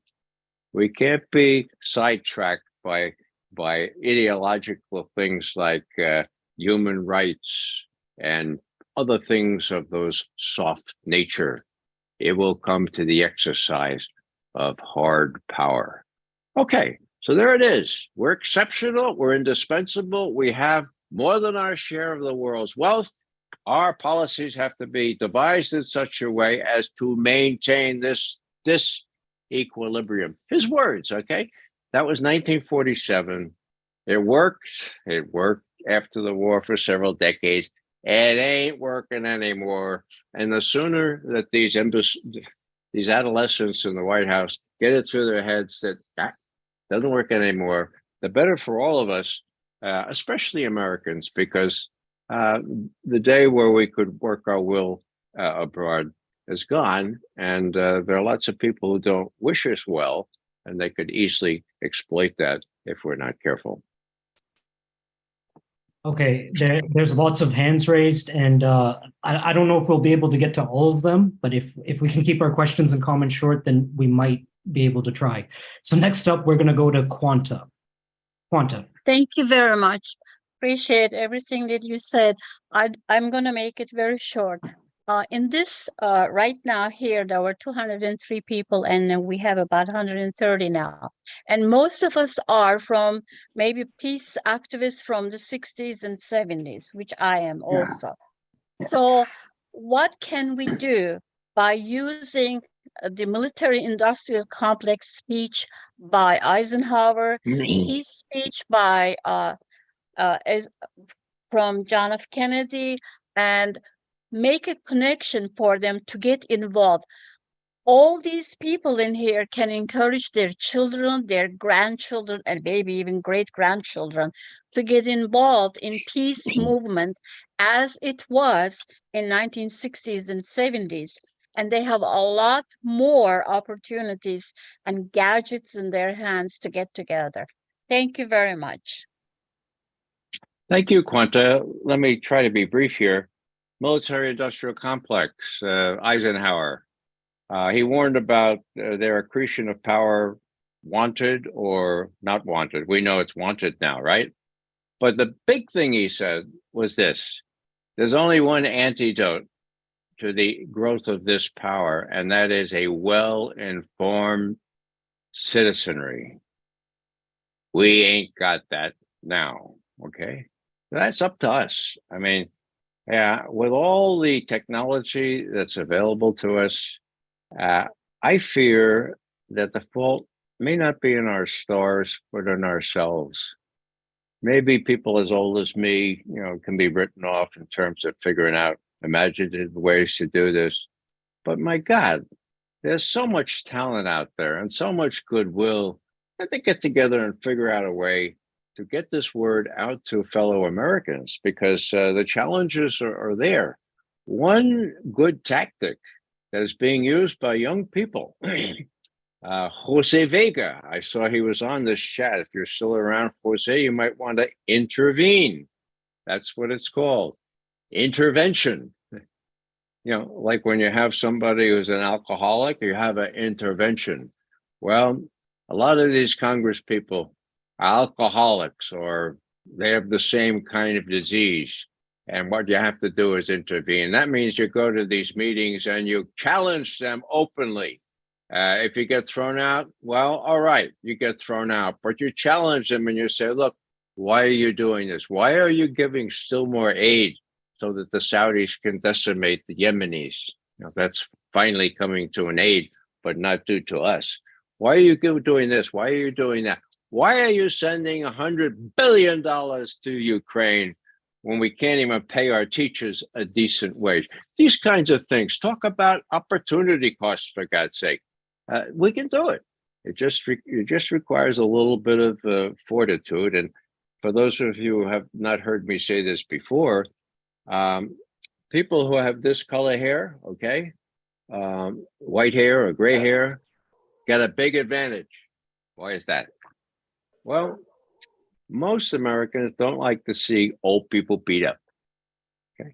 Now, I know from personal experience that there's a certain special sympathy for people who get beat up if they're of a certain age.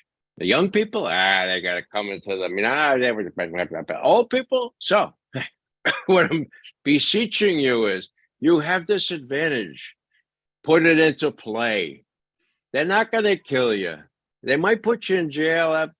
You learn a lot in jail. St. Paul was the first one to tell me about that. You learn one hell of a lot in jail, especially by talking to other people. So do it. Get out there and get off your tail. Even if you're as old as I am, you can still do it. Do it. Great. And speaking of young people and old people, as one of the youngest people on this call, I'm going to have to be a responsible adult in a few minutes and get ready to wrap up the program. So we'll take a few more. Let's go next to Joan. This has just been wonderful. I know so many people that agree with your position, and they are demonized as being Russian operatives. And this is the evidence that they need. And the people I know who are interested in Russia's, not Russia's side, they want to find out why, what is behind it, why there's such, as I mentioned just before, very rudely interrupt, I was thinking of Olive Palmer's statement at the UN that no country is secure unless all countries are secure. And this is the way, and yeah, that's why he talked about common security. And this is, as you were mentioning, there have been several agreements that the US has reneged on. And when I was at the UN, I met Sergei Lavrov, and he told me, I asked him, why did you why did you not veto the resolution to go into Iraq? And he said, well, I was assured by Bush, he swore that he would not use, there will be serious consequences to justify the invasion. And that's exactly what they did. And then there was the Paris Agreement of Security. Then there was the Minsk. And the US has been reneging on these, and there's got to be trust. Is a point that you were making. And I just hope that finally Biden will listen and stop this folly. He's just pushing it. And I'm from Canada, and Canada is the same way. We're suffering in so many other ways in Canada. And as you pointed out, climate change is the major issue, and getting rid of nuclear weapons. But what are we doing? You know, Canada is sending far more troops in that they can afford, and it's terrible. And I'm so appreciative of your talk. So thank you so much. Well, you're most welcome. Yeah, thank you. Great. Okay, I'm going to. People are asking for the recording. The recording is available on YouTube. So if you search Community Church of Boston or Mass Peace Action YouTube channel, this video is up there. And I can actually send a follow-up email to everyone maybe tomorrow with links. Okay, I think we should. I think we should get ready to wrap up the program. It's been over 2 hours. Ray, you have a cold. We should let you rest. You've been speaking for a while. So I want to say thank you to everyone for spending your time with us. Over 2.5 hours almost now. A lot of interest. Thank you so much. To everyone who thinks that this was apology for Vladimir Putin apologism, I want to say thank you for joining us. Thank you for listening. And to everyone else, I also want to say thank you again for listening. So I'm not going to take up much more time. I'll send a follow-up email to everyone who registered with links to raymcgovern.com, links to this program, maybe other links they might find helpful. And to close off tonight, Ray, I want to give you the last words. Are there any final things you want to leave us with for tonight? Spasibo, Ray. Well, you know, I would just recall that Dr. King famously said, there is such a thing as too late. Not to be melodramatic here, but I've been around a while, and I have the sense that it's getting really close to being too late. And I think the first job that we face is to make sure we have a well-enlightened, well-educated populace, the kind of thing that Eisenhower said was the only antidote to the military-industrial complex. I think we have to kind of, we have to sort of, I like to quote Dr. King, and maybe I'll just end with that. In all the courses I've taught, I always include his letter from the Birmingham City Jail. It's a classic of American literature. It's more than that. There's one little paragraph there that sort of I cite as my morning star, something that leads me to keep doing what I've been doing now for a couple of decades. he says this about justice. See if I can remember it. He says, like a boil that can never be cured unless it's opened up with all its pus flowing ugliness to the natural medicines of air and light, so too injustice must be disclosed with all the friction its disclosure creates to the air of human conscience and the light of national opinion before it can be cured. We've got a big boil now.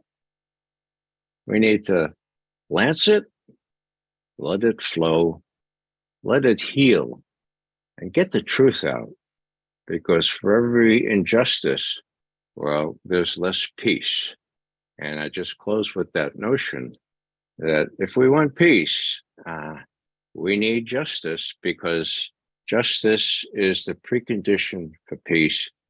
Peace in the biblical sense is simply the existence of justice. So let's keep it up, guys. Let's not be daunted here. The foes are out there, but as Fannie Lou Hamer used to say, you know, if I fall, well, the struggle for justice will be 4'6" a little farther along. If I fall, it'll be 5'11", 5'11" forward. You all can fall forward. Let's do it. And thanks again for your attention. It's really a treat for me to be able to talk this long, not only because I'm Irish, because I do think that I have some stuff to say. Thanks very much. Thank you, Ray. You have stuff to say, and we have ears to listen. We're very interested to listen. Thank you, everyone, for your engagement in the chat tonight and your engagement with the program. Thank you so much, everyone. Have a great night.